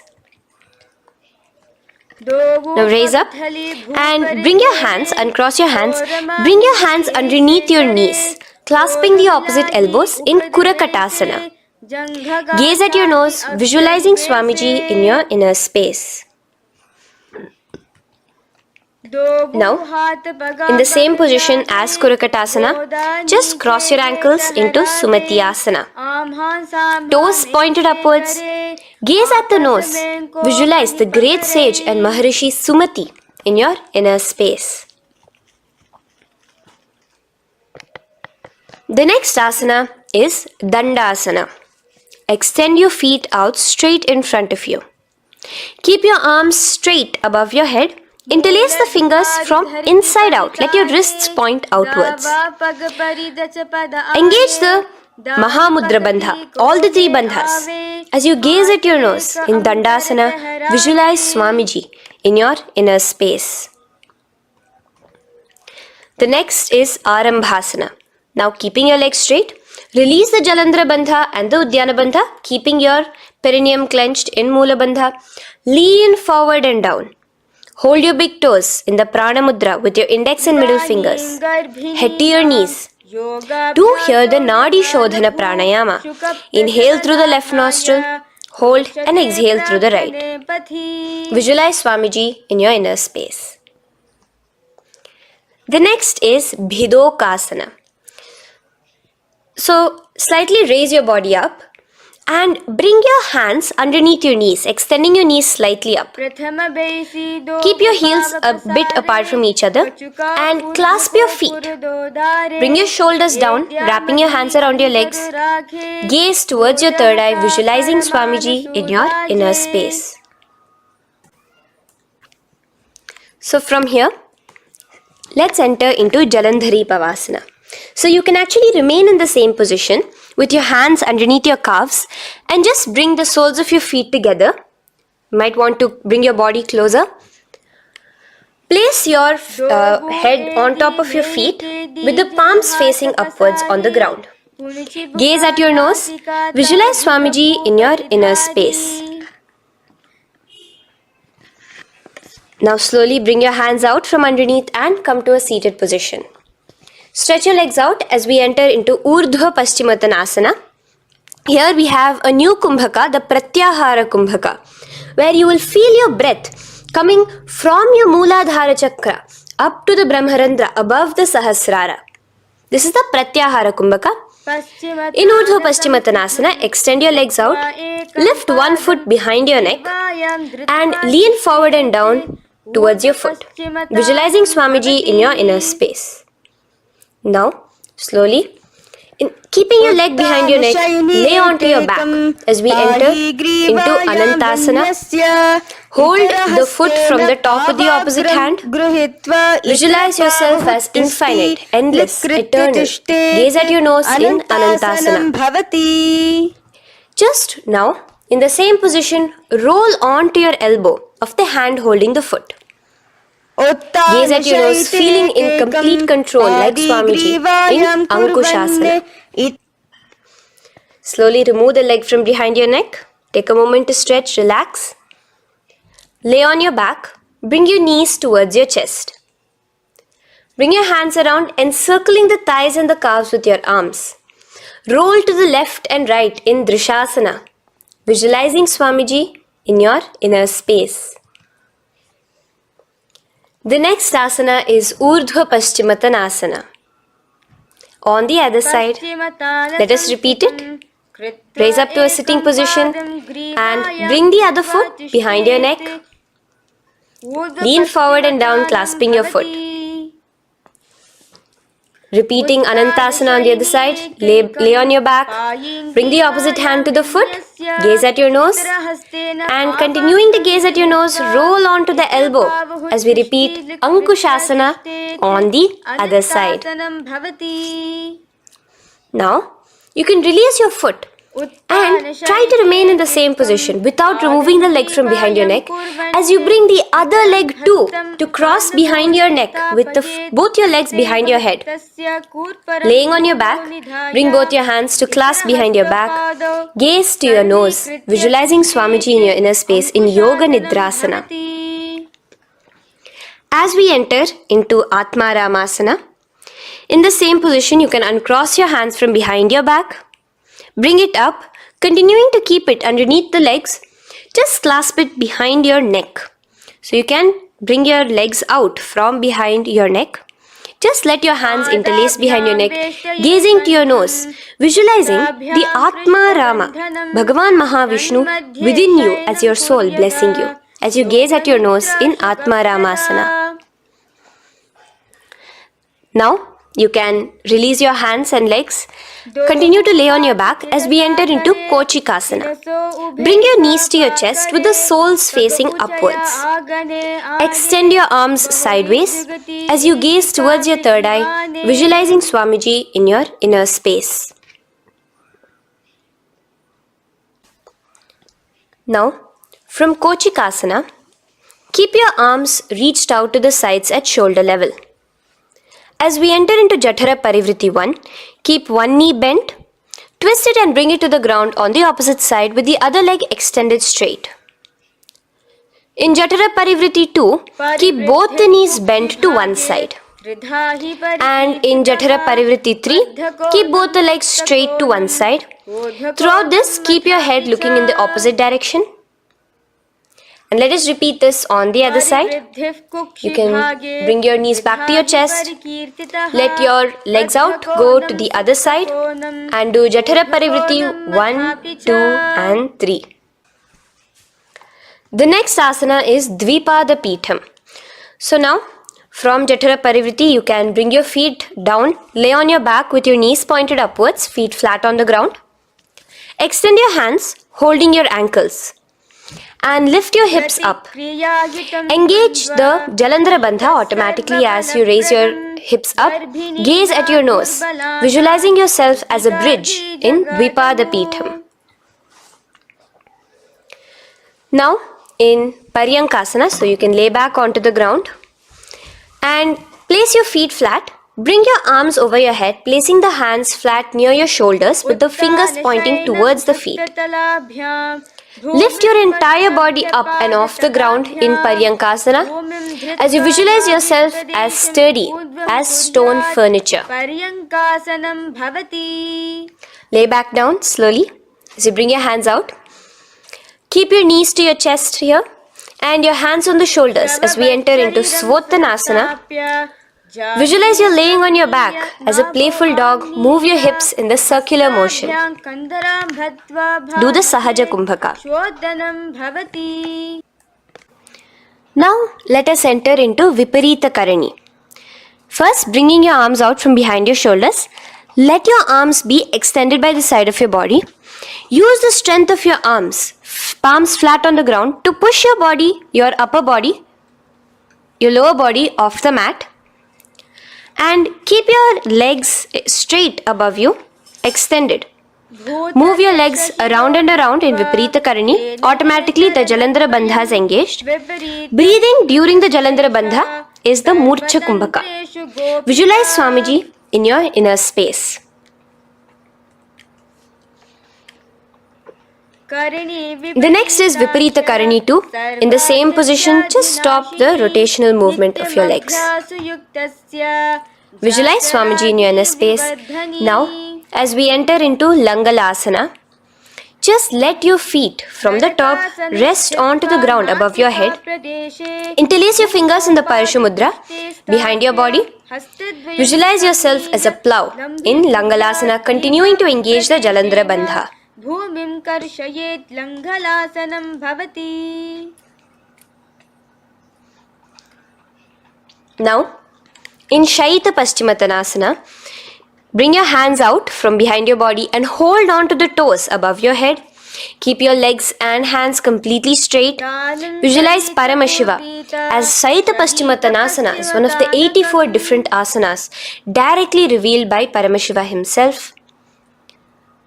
Continue to do the Murcha Kumbhaka, inhaling and exhaling with the Jalandhara Bandha.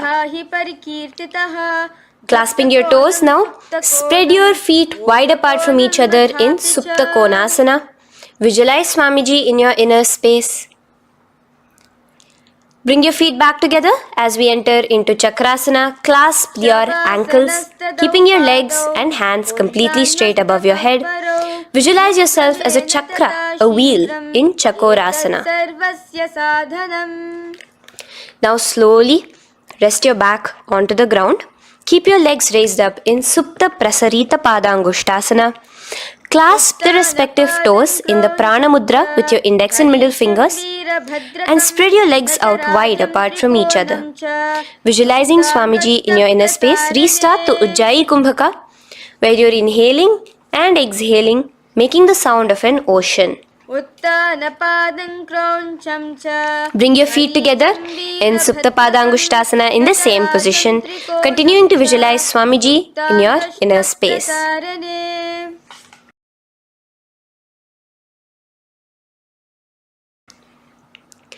Now, bring your feet, release your feet and bring them into Padmasana.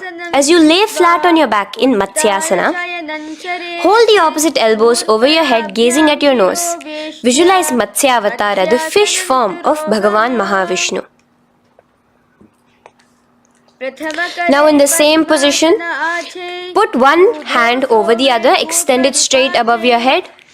As you visualize Lord Rama in your inner space, continue to gaze at your nose. Now, slowly bring your hands to your hips as we enter into Sarvangasana. Lift your hips and legs up into the sky, crossing your legs in Padmasana. Let your hands support you, your elbows on the floor. Do the Jalandhara Bandha as you gaze at your nose in Sarvangasana. Now, bring your hips back onto the ground in Vrishchikasana. So in the Padmasana, just remove one foot alone. Keep one foot on the opposite knee as you pull the knee towards your face. Let your hands stretch out above your head, hooking forward as you raise your upper back off the ground, visualizing yourself as a scorpion in Vrishchikasana, gazing at your third eye. Do the Jalandhara Bandha, tucking in your chin to the chest. Now just switch your legs around as we repeat Vrishchikasana on the other side. Continuing to visualize yourself as a scorpion, gaze at your third eye. The next asana is Vrishapada Kshepasana. So come now to a complete flat position on your mat. Come down to a complete lying down position and interlace your fingers around your neck. Now raise both your feet off the ground. Extend one leg straight and the other knee to the chest in a bicycle motion. Alternate between extending and raising the knee again and again, bringing your opposite elbows to the respective knees. Visualize Swamiji in your inner space. Breathe in and out in the Sahaja. From Vrishapada Kshepasana, now lay flat onto the ground with your hands by your side as we enter into Marottanasana, where you will be lifting your legs one by one, touching the ears with your knees. Visualize Swamiji in your inner space. The next asana is Vrikasana. Now what you'll be doing is laying on your back. Bring the soles of your feet flat onto the ground. Stand up completely and lay back down. Visualize yourself as a wolf in Vrikasana.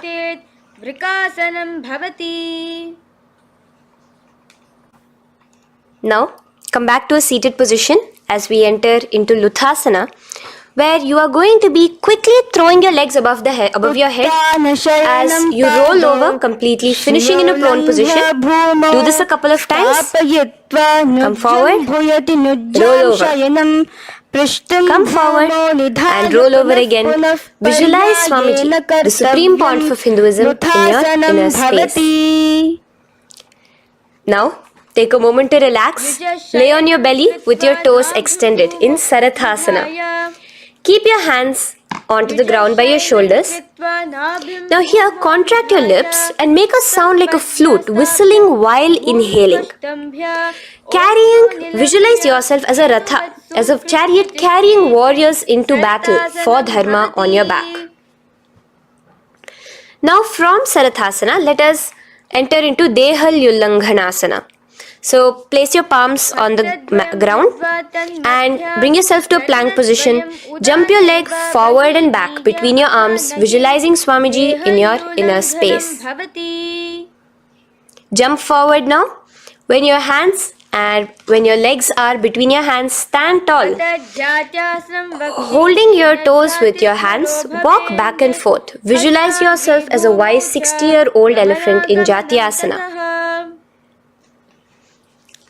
Now come to a standing position. The next is a beautiful Karana, the Lolitika Karana. So keep your knees bent, feet pointing outwards again in the Aramandi position. Bend your elbows, keeping your hands at the chest level. Now swiftly move your arms across the body, bringing it back to the center and tilt your head back. Opening your chest up towards the sky, move your head in all the directions. Now stand back straight as we enter into Sarpasana. So stand erect like a rod with your arms by your side, hands touching the thighs. Visualize Devi, Kundalini, raising up and curling upwards around your body in Sarpasana. The next asana is Ushtra Sadanasana. Lean forward and down, standing on top of your palms. Begin to move and walk like a camel, visualizing yourself as a camel. In the same position, continuing to walk around, switch your visualization to visualizing yourself as a horse as you start to walk around like a horse in Ashvasana. Now raise up tall as we enter into Kapota Nitakasana. Interlace your fingers behind the back. Pulling them down towards your calves, open up your chest. Keep your hands in the Parashamudra. Visualize yourself as a soaring bird diving down in Kapota Nitakasana. Now, stand tall as we enter into another Karana here, the Tala Pushpaputam Karana. Bring yourself to the Aramandi with your hands in the Namaskara Mudra. Simultaneously now, open up your palms while raising one heel off the ground, slightly lowering the waist and shoulder of the heel you have raised. Visualize you're offering a bouquet of flowers to Paramashiva as you come back to a standing position, and repeat this on the other side. Let's do this a few times, offering flowers to Paramashiva. Now, come to a standing position. Stand straight and bring your hands together in the Namaskara Mudra. Slightly lean forward. Visualize yourself as a rhinoceros. Your hand is the horn as you gaze at your nose in Khadgasana. The next asana is Utthanotthanam. So come to a standing position and sit down all the way as low as you can to the ground and stand up. Do this again. Sit down. Stand up, and again, sit down, stand up.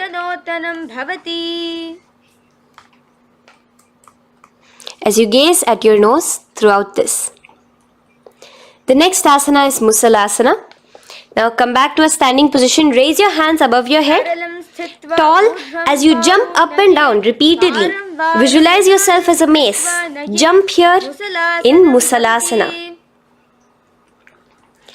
The next asana is Uchirshaka. So come back to a standing position. Pull the sole of one foot towards your belly. Now with the other leg, sit down and stand up. Release the leg. Pick the other leg up, pull it towards your belly. Sit down and stand up in Uchirshaka as you visualize Swamiji in your inner space, gazing at your nose. The next is a Karana, which we will be entering into. The Parshvajanu Karana. So again, bringing yourself to the Aramandi position. Bend and lift one knee towards your chest, pointing the toes downwards. Keep your arm around the knee, holding it with the hand in a fist. Let the other hand hang down on the thigh, wrist twisted, fingers pointing inwards. This is the Parshvajanu Karana. Now slowly release. As we enter into Tandavasana, stretch one leg out straight in front of you as you alternate between sitting and standing. Visualize yourself fiercely dancing as Paramashiva. Raise the foot to the inner thigh of the opposite side. As we enter into Brahmanasana, let your hand be resting by the sides. Keep your standing leg erect like a rod. Visualize yourself being blessed by Lord Brahma. Now, you can bring the left foot around the right knee and rotate it, tucking the left toes on the other side of the right calf. Simultaneously, cross your left arm below the right, bring your palms together in the Namaskara Mudra. Visualize yourself as Lord Garuda in Garudasana 3. Now slowly uncross your legs and hands as we enter into Ekapadasana, coming to a standing position. On the right leg, bring your left foot to the opposite thigh with your hands relaxed by the knees. Now take a hold of the raised foot with your hand in the Prana Mudra. Stretch your leg out wide, out to the side, and rotate your body quickly on the standing leg. Visualize yourself as the North Pole star in Dhruvasana. From here now, in the foot which is in your hand, just slowly, once you finish the rotating movement, in Trivikramasana, bring it up towards the back of your neck. Stand as tall as you can and alternate between sitting and standing. Visualize Bhagavan Mahavishnu in your inner space. Now you can take the leg out from behind your neck and stand straight. As we repeat the Parshvajanu Karana on the other side, bring your knee up to your chest, clasp your knee in a fist while the other hand comes to the opposite thigh. Hold there for a second and stretch your leg out. In Tandavasana, sit and stand. Visualize yourself fiercely dancing as Paramashiva. Bring the foot to the inner thigh, standing straight like a rod. Get your hands by your sides. Visualize yourself being blessed by Lord Brahma. In Brahmanasana on the other side. Move into Garudasana 3 on the other side as you rotate your leg over, your hand under. Visualize yourself as Lord Garuda. And uncross yourself as we move into Ekapadasana on the other side. Bring your foot to the inner thigh, to the root of the thigh, and stand straight. Clasp your toes, stretch it out as we go into Dhruvasana on the other side. Visualize yourself as a pole star rotating quickly. Come back to a standing position and bring your foot behind your neck. In Trivikramasana, sit and stand. Visualize Vishnu, Bhagavan Mahavishnu in your inner space. Now, stand tall as we do the Samanakha Karana. Stand with your feet close together, toes slightly pointed outwards. Keep both the hands to the side of the body. Take a moment to breathe in and breathe out and relax. Now, slowly relax and from the standing position, slowly bend forward, bringing both your hands underneath your knees. Now once you have squatted down fully, interlace the fingers together in the Parashamudra. Bring that interlaced fingers in front of your navel. In Ghorakanjali Asana, visualize the great sage Goraknatha, the founder of the Natha Yoga Hindu Sampradaya. As you do the Jiva Chala Kumbhaka, engage the Moola Bandha. The next asana is Kanchyasana. So now just slowly unwind your hands from each other, from your navel, and now bring your hands from the opposite side inwards underneath your calves and wrap your hands around your back. Hold them together in the Parashamudra. Keep your body, your upper body upright, visualizing the Supreme Pontiff of Hinduism in your inner space. The next is Bhairu Asana. So slowly unclench your hands and bring them out from underneath your legs. Keep your feet and knees together and in a squatting position, bring your hands behind your back, clasping them together, remaining in the Parashamudra. As you gaze at your navel center, visualize Bhagavan Kala Bhairava, the Lord of Time, in your inner space. The next asana is Varahasana. Now to gain your balance, you can lightly spread your legs apart and bring your hands to the back of behind you in the Anjali Mudra, palms together. Visualize a boar, one of the 10 incarnations, the Varaha Avatara of Mahavishnu, gazing at your nose. Now slowly relax, bring your hands out from behind you as we move into Pripithasana. With your hands in the Prana Mudra, with your index and middle fingers, clasp the respective big toes and come to a half squatting position where your hips are at your knee level. Visualize Swamiji in your inner space as you do this asana, Pripithasana. Slowly let go of your feet and place your palms flat on the ground in front of you with the fingers wide for balance. We're going to be balancing here in Bakasana. Place your knees on the back of your arms. Focus your eyes on one spot as you raise your feet off the ground, balancing here. Visualize yourself as a crow. The next asana is Shushtanga Kapali Asana. So now come to a kneeling position. So from there itself, you can directly put your head onto the ground, or else come to a kneeling position and place your head onto the ground. Palms spread for support. Raise your body onto your head, bringing your legs into the Padmasana. Gaze at your nose. Visualize Swamiji himself in your inner space. Come down now, uncrossing your legs as you come down. Sit onto your knees, keeping the toes flat. Now, Let your heels come outside of the hips. Keep your hands on your knees. In Guptasana, sit straight. Keep your gaze on your nose. Visualize you're sitting in the sacred secret seat with Paramashiva and your Guru, Swamiji himself. Now we are going to be kicking up into a handstand. So get ready. Place your palms on the ground, fingers wide for support. Do take support of a wall if you need it. And lift your body up straight above your hands. Visualize you are a tree in Vrikshasana 2 with deep roots into the ground. Breathe in and breathe out slowly. In the same position as we move into Shibhu Asana, switch your gaze to the third eye. Hold it there for a few seconds and relax. Bring your feet back to the ground.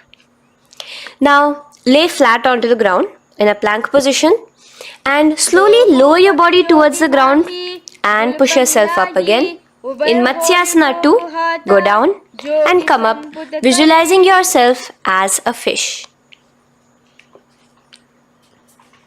The next asana is Sarpasana 2. So here you're going to lay prone, completely flat now. You can lower yourself to the ground. Bring your hands to the hips. Extend your legs together and point your toes backwards. Lift your chest up and move left to right. You're moving like a snake while visualizing yourself as a snake in Sarpasana 2. Relax slowly, bringing your chest back to the ground. Now, keep your feet together, pointing backwards. As you bring your elbows onto the ground, rest your upper body on your elbows. Bring your hands together in the Padma Mudra with your little fingers and thumbs together and rest your chin on your hands. Niralambanasana, where feeling yourself completely supported, knowing that Swamiji is there in your life. Now, slowly relax, place your palms on the ground beside your chest and push yourself up, your hands straight up completely. As you bend your knees, bringing your feet to touch the top of your head. Lean your neck back, touching your head with your tip of your toes. See yourself, visualize yourself as an umbrella, protecting your Guru from the sun's rays in Chhatrasana. Slowly relax, you can bring your feet down. As we move into Vajrasana, just push your body back and sit on top of your knees, with the heels flat on the ground. Now stretch your arms in front of you with the palms facing downwards. Place your forehead on the mat. Visualize you are the weapon of Indra, the Vajra, symbolizing indestructibility as you gaze at your nose. As we enter into Meshasana, raise yourself into the same Gajasana position on your hands and legs with your hips pointed upwards and alternate striking the ground with the opposite hands. Experience yourself, visualize yourself as a powerful ram as you alternate striking the ground in Meshasana. Now stop striking the ground, bring your palms down again. As we move into Ajasana, kick your legs off the ground and lower your forehead to the mat. Let's do it again. Kick your legs off the mat. Lower your forehead to the ground. You are unborn, existing for all of eternity in Ajasana. Now, come to a seated position as we move into Dhanantara Asana. Sit on your heel with your legs together. Pull your toes underneath you. As you bring your hands top of the knees, gaze at your nose, visualize Swamiji in your inner space. Here, do the Ujjayi Pranayama, inhaling and exhaling like an ocean, Dhanantara Asana. From Dhanantara Asana, now interlace your fingers in front of you and then behind you. Stretch your arms towards all the sides, backwards, forwards, giving a massage to the various different joints and muscles in your body. Lean forward, get up again, continuing to visualize Swamiji in your inner space. Relax your hands and now take your respective heels and point them outwards, outside the side of your hips. Keep your hands on your knees, with your thighs and knees resting on the ground, spine straight. Visualize yourself as Lord Garuda in Garudasana 4, You have Mahavishnu and Mahalakshmi on your back as you are flying. The next asana is Ananda Mandirasana. Now you can continue to remain in the same position. You can bring your feet pointing inwards.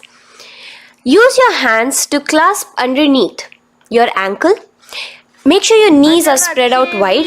Gaze at the third eye.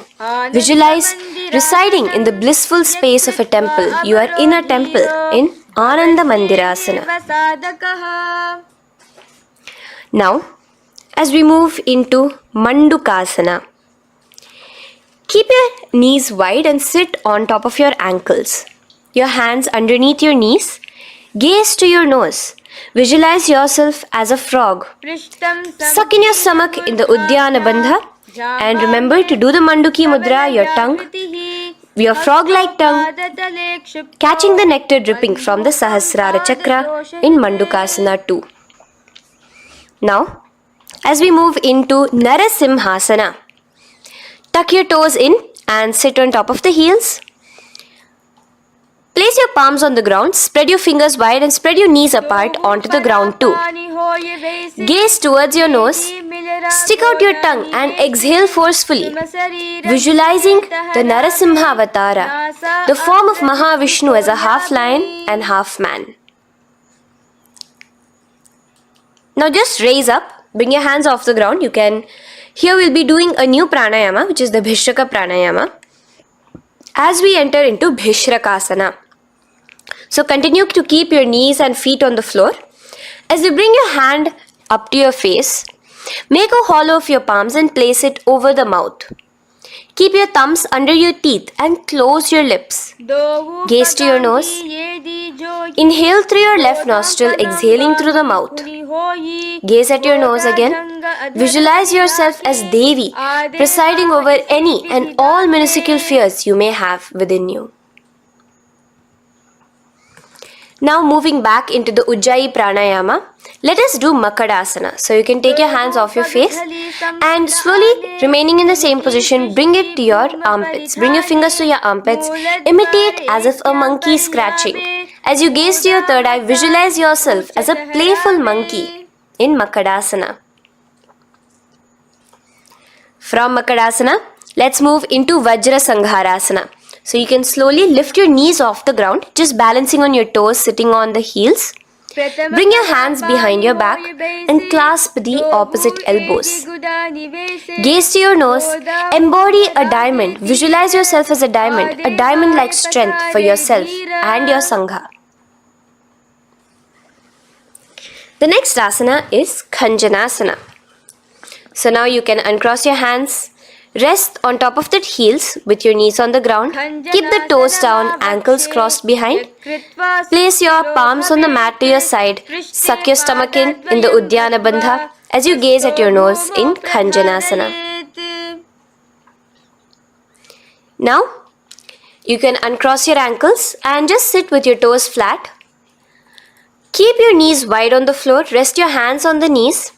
Just relax the Uddiyana Bandha, just sucking in your perineum in the Mula Bandha. Gaze at your nose, visualize yourself as a turtle with a stable body and mind to live for hundreds of years. And without changing anything in your physical posture, just visualize yourself uniting with Swamiji himself in Yogasana.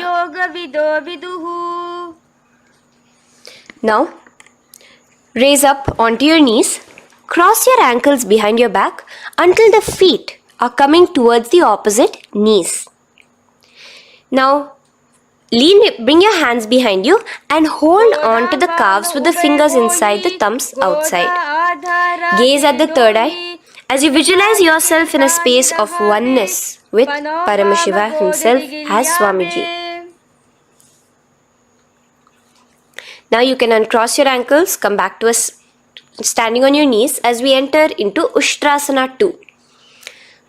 So now, in the kneeling position, bend backward, hold your ankles with your hands. Keep your arms straight. As you push your hips forward and tilt your head backwards, visualize yourself as a camel in Ushtrasana 2.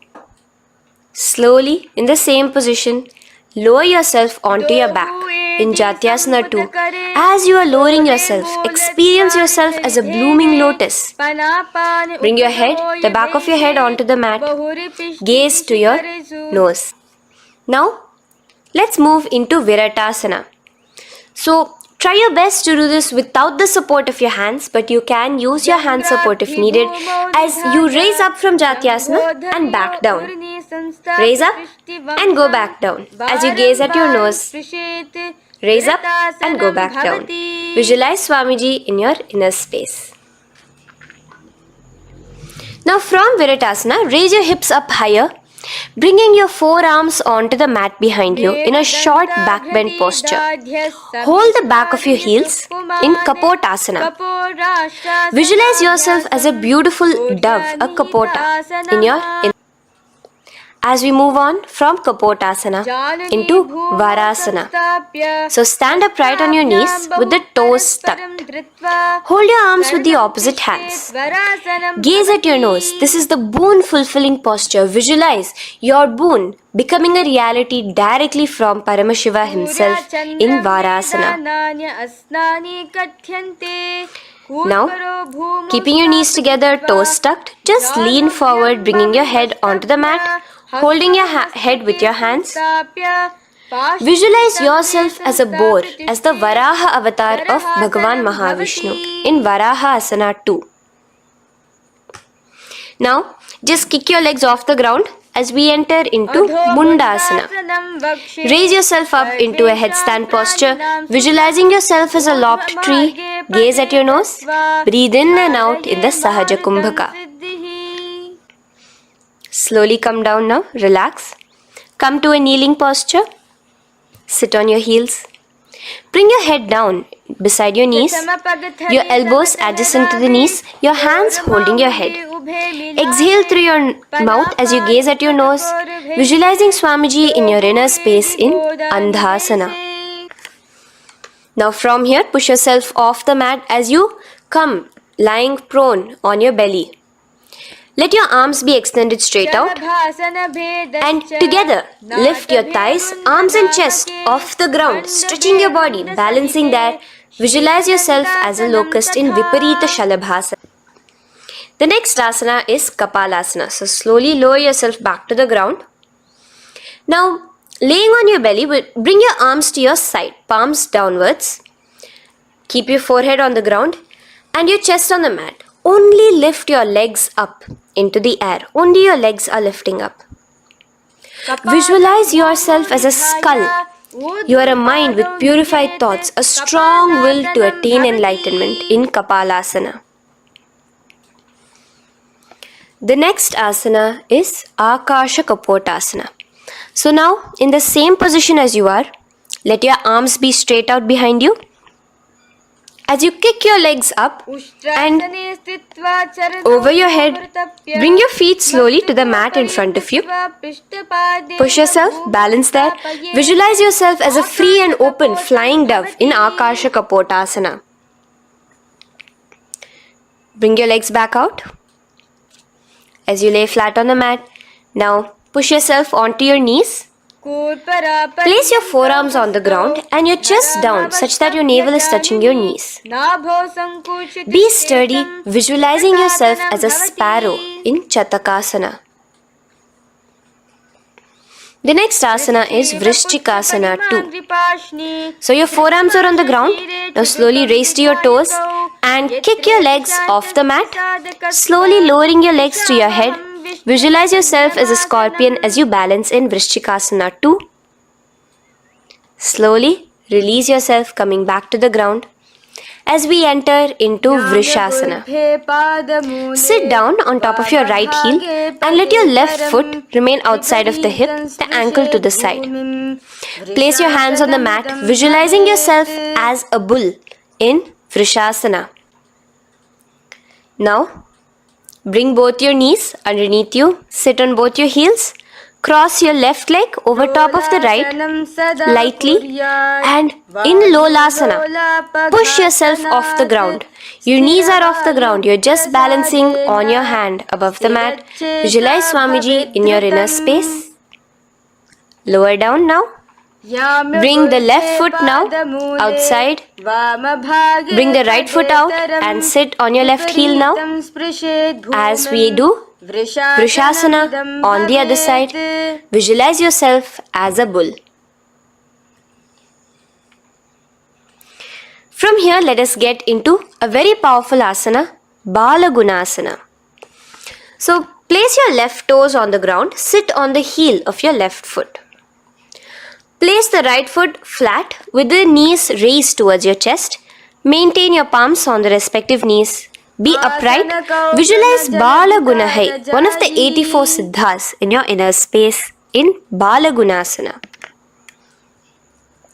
Now come to a squatting position. Let your feet be flat as you bring your elbows under your thighs and calves, wrapping it around your shins. Hold on to your ankles from the outside in Grahasana, visualizing yourself as an entire planet. Now you can unwrap yourself as you sit on top of the opposite heel in Balagunasana on the other side. Maintain your palms on the respective knees. Visualize Balagunahai, one of the 84 siddhas in your inner space.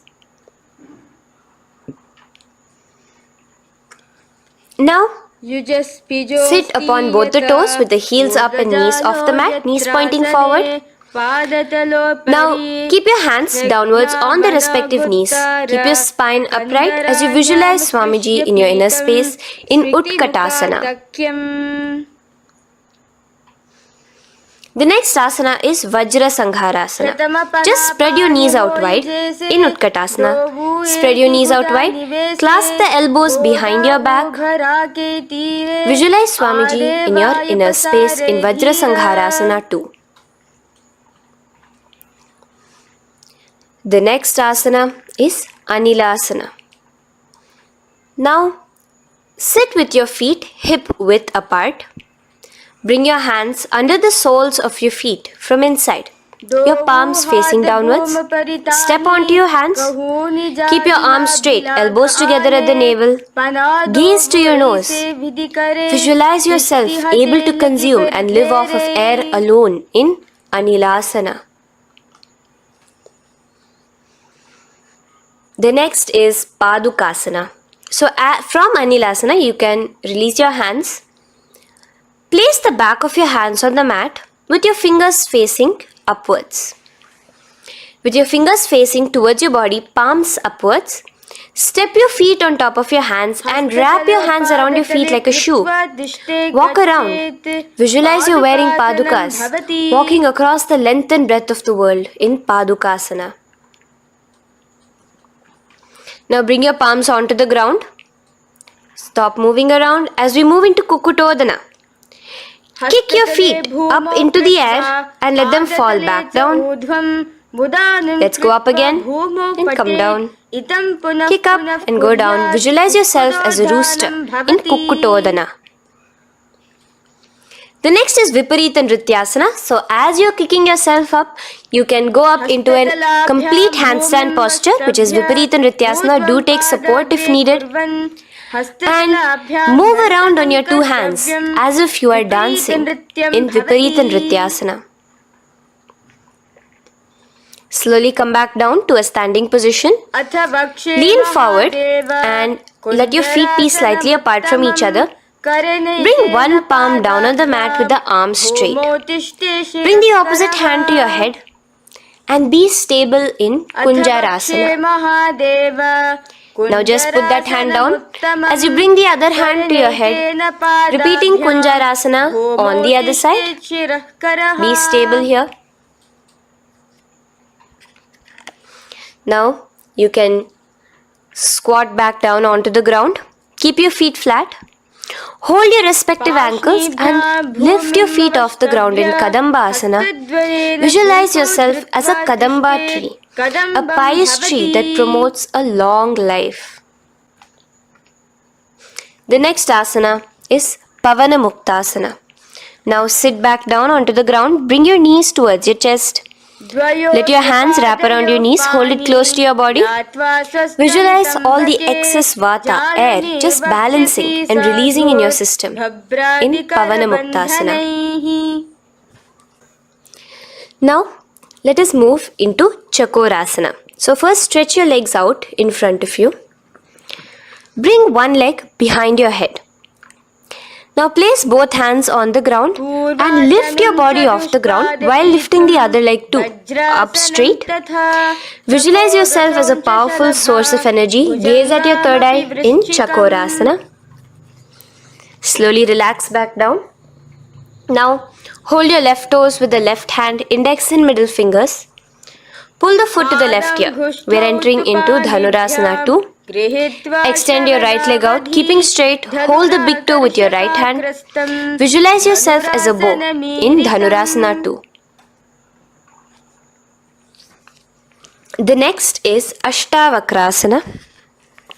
So lift your left leg over top of the left shoulder. After releasing your hands, bring the right foot across and hook it on top of the left foot. Lean forward and down, keep your palms onto the ground. Extend your legs out to the left, lift your head up and chest. You're completely balancing only on your hands as you visualize yourself as a flying crane in Ashtavakrasana. Now slowly relax down. From here, bring your right foot to the left thigh and your left foot flat onto the ground. Knees raised up. Have your left shoulder underneath the respective leg and place your hands flat on the ground. Gaze towards your third eye. Visualize you are immortal, able to exist solely from prana alone in Pranasana. From here, moving into Parshva Matsyendrasana. Place your right foot at the root of the left thigh. Then the left leg by the side of the right knee. Hold the left leg by the right hand. Twist your body out. Remain steady here, gazing at the third eye. Visualize Matsyendranatha, the great Rishi, Yogi, master of Hatha Yoga, in your inner space. Now slowly unwind yourselves. As we repeat Chakorasana on the other side, lift the other leg behind your head. Place both your hands on the ground and keep your entire body off the ground straight up. Gaze at your third eye, visualizing yourself as a powerful source of energy. Now relax back onto the ground. Let's repeat Dhanurasana 2 on the other side. Clasp your respective hands with the feet. Pull one foot back, the other foot extended forward. Visualizing yourself as a bow. Release your feet as you cross them over each other, over top the shoulder in Ashtavakrasana on the other side. Raise off the ground. Visualize yourself as a flying crane. The next asana, we'll be repeating Pranasana on the other side. Bring the right foot to the left thigh. Bring your hands onto the ground with the knee raised. Gaze at your third eye, visualizing yourself able to live off just prana, just air alone. And relax as we do Parshva Matsyendrasana on the other side. Twist yourself, visualizing Matsyendranatha, gaze towards your third eye. And from there, let us enter into Ardha Paschimottanasana. Keep one leg straight and press your perineum with the other heel. Bring your chest forward and down. Hold your toes and feet and bring your head towards your knees. Here in Ardha Paschimottanasana, visualize Swamiji in your inner space. Now raise up and the foot which was at the inner thigh, now rotate it outside of the hip. Now hold the sole of your other foot and lift your leg up towards your forehead. Try to bring your knee to your forehead as you keep your knee straight. Gaze to the nose in Kraunchasana. Visualize yourself as a crane. Now slowly relax down your leg. Now the leg which is now straight, you can bring it to the inner thigh as you straighten out the other leg. As we repeat, Ardha Paschimottanasana on the other side. Lean forward and down, clasping your foot. Bring your forehead to your knee. Visualize Swamiji in your inner space. Slowly raise up. Place your right ankle outside of the hip now. Hold the sole of the left foot, lifting the leg up towards your forehead. Stretch yourself there. Gaze at the tip of your nose. Visualize yourself as a crane in Kraunchasana on the other side. Now, from here, bring the soles between the thighs and calves. So once you have relaxed yourself, bring your soles between the thighs and calves. Keep your spine straight, palms resting on your knees. Visualize a swastika, embodying peace, well-being, good fortune and prosperity as you gaze at your nose in swastikasana. Now, without changing anything about your position, just take your hands alone. Cover the respective heels with your hands in Gorakshasana as you tuck your chin to your chest in Jalandhara Bandha. Gaze at your nose. Visualize the great Rishi Gorakhnatha, the founder of the Natha Yoga Hindu order. Now release the Jalandhara Bandha. Continue to keep the Mula Bandha engaged throughout the whole sequence. As you raise one foot to the opposite thigh, bring your hands to your face in the Shanmukhi Mudra, closing your eyes with your index finger, nose with the middle finger, ears with the thumbs. Gaze at your third eye as you meditate on Swamiji himself, the Supreme Pontiff of Hinduism. Now release the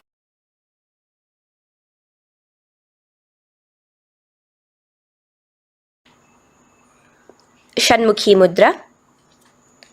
And in Yogasana 2, bring your legs into the Padmasana position over the opposite thighs. Keep your hands flat onto the ground beside your knees with the palms facing upwards. Sit straight, gaze at your nose. Here we'll be starting the Kaka Chancha Kumbhaka, where your inhalation will be through your tongue wrapped like a pipe, and your exhalation will be through your nose. From Yogasana 2, now keeping your palms beside your body, just switch them around to be flat on the ground and push your entire body off the ground, balancing. Visualize yourself as a rooster in Urdhva Kukkutasana. Now relax down, come back to a seated position on the floor, keeping your legs in Padmasana. Insert your hands through your knees and place them on the mat. Remember, do not lift your body up, just stay seated down there. In Siddha Harituliyasana, gaze to your nose, visualize Swamiji himself in your inner space. From there, let's enter into Hamsasana, where you will actually be pushing yourself off the ground. Lift your thighs up high above your shoulder, above your elbows as much as possible. Gaze to your nose, visualizing yourself as an elegant swan in Hamsasana. Now release yourself. Now, do not take your hands out from between your thighs and calves. Just go onto your knees and reach your hands behind your body with your fingers interlaced in the Parashu Mudra. Bring your forehead to the floor as you gaze at your nose. Visualize yourself as Lord Paramashiva's bow in Karmukasana. Now, slowly come back to the seated position as we move into Kurmasana 2. Keeping your hands in between your thighs and calves, bend your elbows and hold your respective shoulders with your hands. Visualize yourself as a turtle, a stable body and mind to live for hundreds of years. Now in the same position, just engage the Jalandhara Bandha, tucking your chin to your chest as we move into Granthi Bhedasana, gazing at your nose. Rejoice, knowing you are in Paramashiva's secret knot posture. And from there, release the Jalandhara Bandha as you roll onto your back. Keep your hands on the shoulders, laying flat on your back. As you visualize yourself as a turtle on its back, playful, gaze at your nose in Uttana Kurmasana. Now rock yourself back to a seated position as we do Pangu Kukkutasana. Now it's the same as your hands between your thighs and the calves, except you will be placing one hand flat on the mat. Hold the wrist with the other hand. Lift your body up and holding only on one hand. Visualize yourself as a rooster in Pangu Kukkutasana. Now release back to the ground. Hold. Let's do Pangu Kukkutasana on the other side. Place the other palm flat and bring the other hand holding the wrist. Push yourself off the ground. Visualize yourself as a rooster. Continue the Kakachanchu Kumbhaka, sucking in your breath through your curled tongue and exhaling through your nose. As you slowly extricate your hands from between your thighs and calves, let's do Girdharasana here. So now, interlace your fingers in the Parashamudra as you place your elbows on the feet, remaining your legs in Padmasana. Lean forward and down, resting your chin on your knuckles. Place your thumbs to your throat in Girdharasana. Visualize Swamiji in your inner space. From there now, sit straight into Padmasana 3. So with your legs in Padmasana, bring one hand over the other near your navel center. Engage all the three bandhas, suck in your stomach, clench your perineum, tuck your chin to your chest and gaze at your nose in Padmasana 3. Slowly now, as we move into Padmasana 4, bring your hands to the respective knees. Release the Jalandhara Bandha and release the Uddiyana Bandha, just engaging the Moola Bandha alone. Visualize Paramashiva in your inner space as you gaze at your nose in Padmasana 4. Now we'll be entering into Karmukasana 2. So in the Padmasana position, hook your right hand index and middle finger in the Prana Mudra around the toe. Pull it back while your left hand rests on the knee. Now, as you visualize yourself as Paramashiva's bow, just release your right foot, bring your left hand to the left toe, right toe, and let your right hand be on the right knee. Now from here, let's do Karmukasana 3. So you can release your toes, cross your hands behind your back. Continue to keep your legs in Padmasana and with your respective hands cross behind your back. Hold on to the toes in the Prana Mudra. Engage all the three bandhas, suck in your stomach, clench your perineum, tuck your chin to your chest. Visualize yourself as Paramashiva's bow in Karmukasana 3. Slowly relax the bandhas, just keeping the Moola Bandha. Continue to hold on to your toes. Release the Uddiyana Bandha and the Jalandhara Bandha. Switch your gaze to the third eye. Visualize you are Paramashiva's third eye itself. Anything you come across, you just rejuvenate it, destroy it in Dridhasana. Now, try to keep your hands at the toes. If not, just keep your hands crossed behind you as you lean onto your back in Padmasana, where you are entering into the Nagrasana position. Lay flat onto the back, visualizing yourself as a snake, gaze at your nose in Nagrasana. Do the Sahaja Kumbhaka, simple breathing, inhaling and exhaling.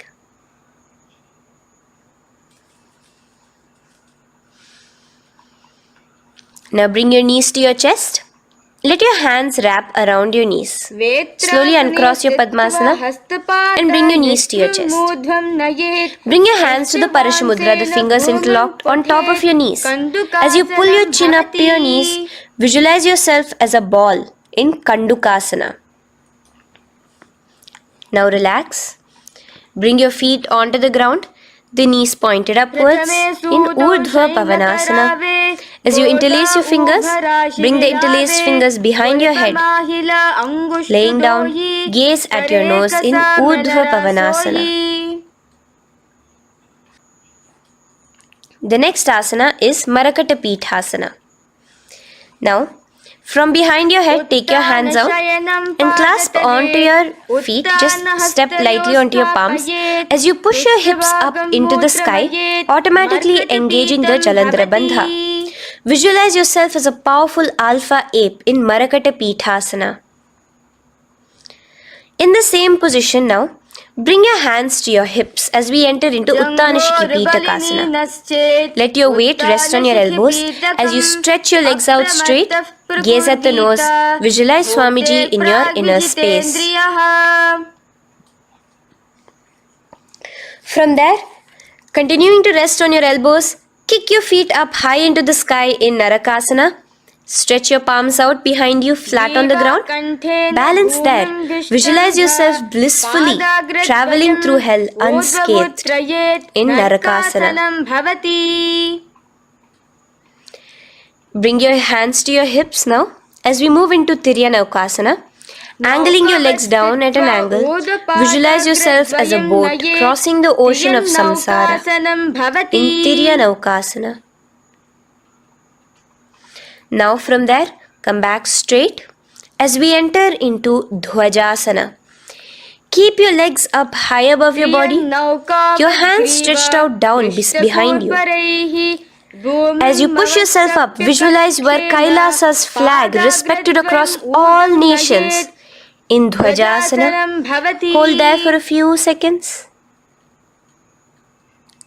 And relax now. Flat onto the ground, palms slightly away from your body. Do not move at all in Mritasana. Your body is dead. Visualize that. Visualize the Supreme Pontiff of Hinduism liberating you. Let your awareness travel to all the parts of your body in the Shakti Chalan Mudra as we do Mritasana.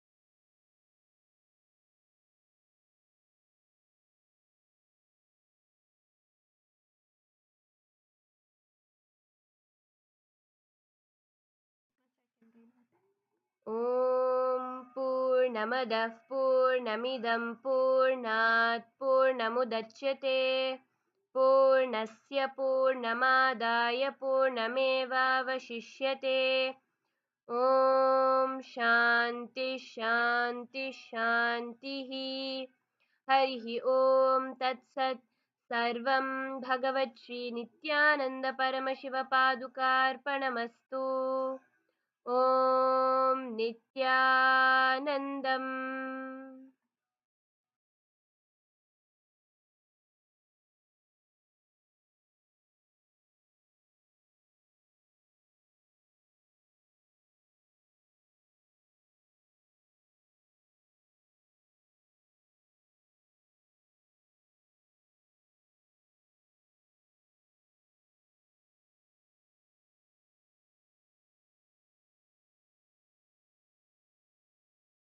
परमसुखदं केवलं ज्ञानमूर्तिं द्वन्द्वातीतं गगनसदृशं तत्त्वमस्यादिलक्ष्यम् एकं नित्यं विमलमचलं सर्वधी साक्षिभूतं भावातीतं त्रिगुणरहितं सद्गुरुं तं Namami. Nithyanandam to all the participants who have joined us today on the third day of the Paramashivoham program. And today, each of us will be learning about the Pancha Krityas, the 5 cosmic actions, which is the Shrishti, Sthiti, Samhara, Tirobhava, and Anugraha, which is also the actions of creation, sustenance, rejuvenation, putting into delusion, and liberation. And after the wonderful yoga that each of you did, which was so rejuvenating, I request each of you to post how you felt today during the yoga. What was your new experience that you had today during the yoga? And in that same space, we will be starting our day today with the power manifestation, where we will be manifesting the power of third eye.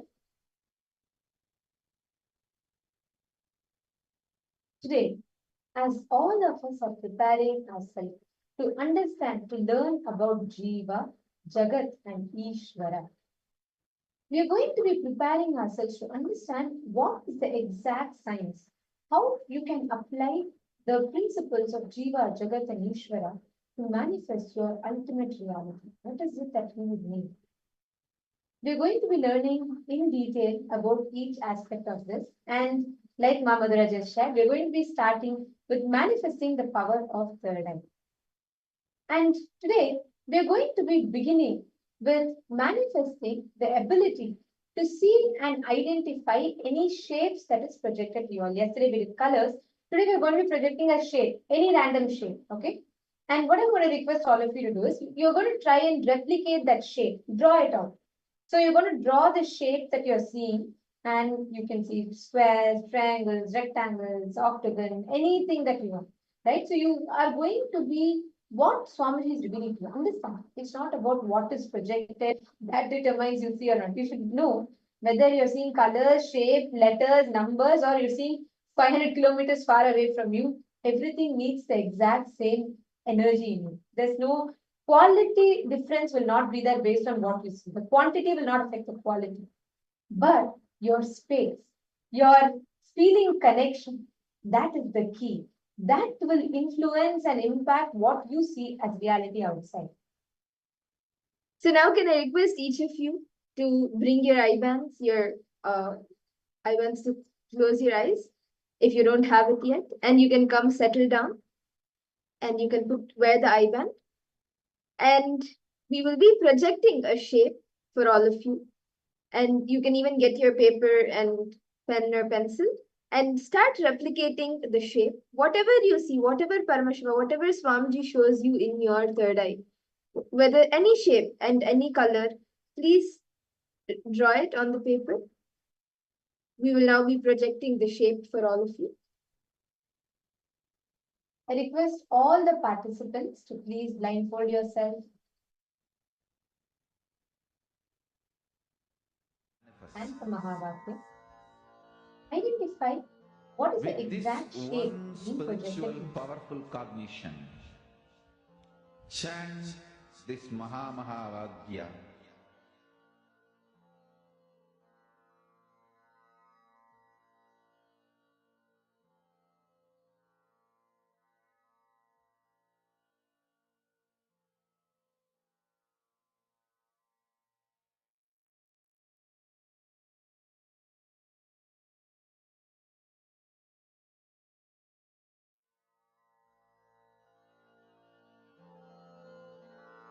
Mahavagya, spiritual lullaby for samadhi.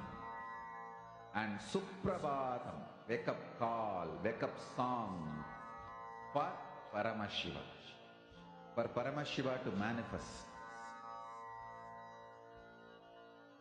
With this one spiritual powerful cognition, chant this Mahavagya. Om Nithyananda Paramashivoham.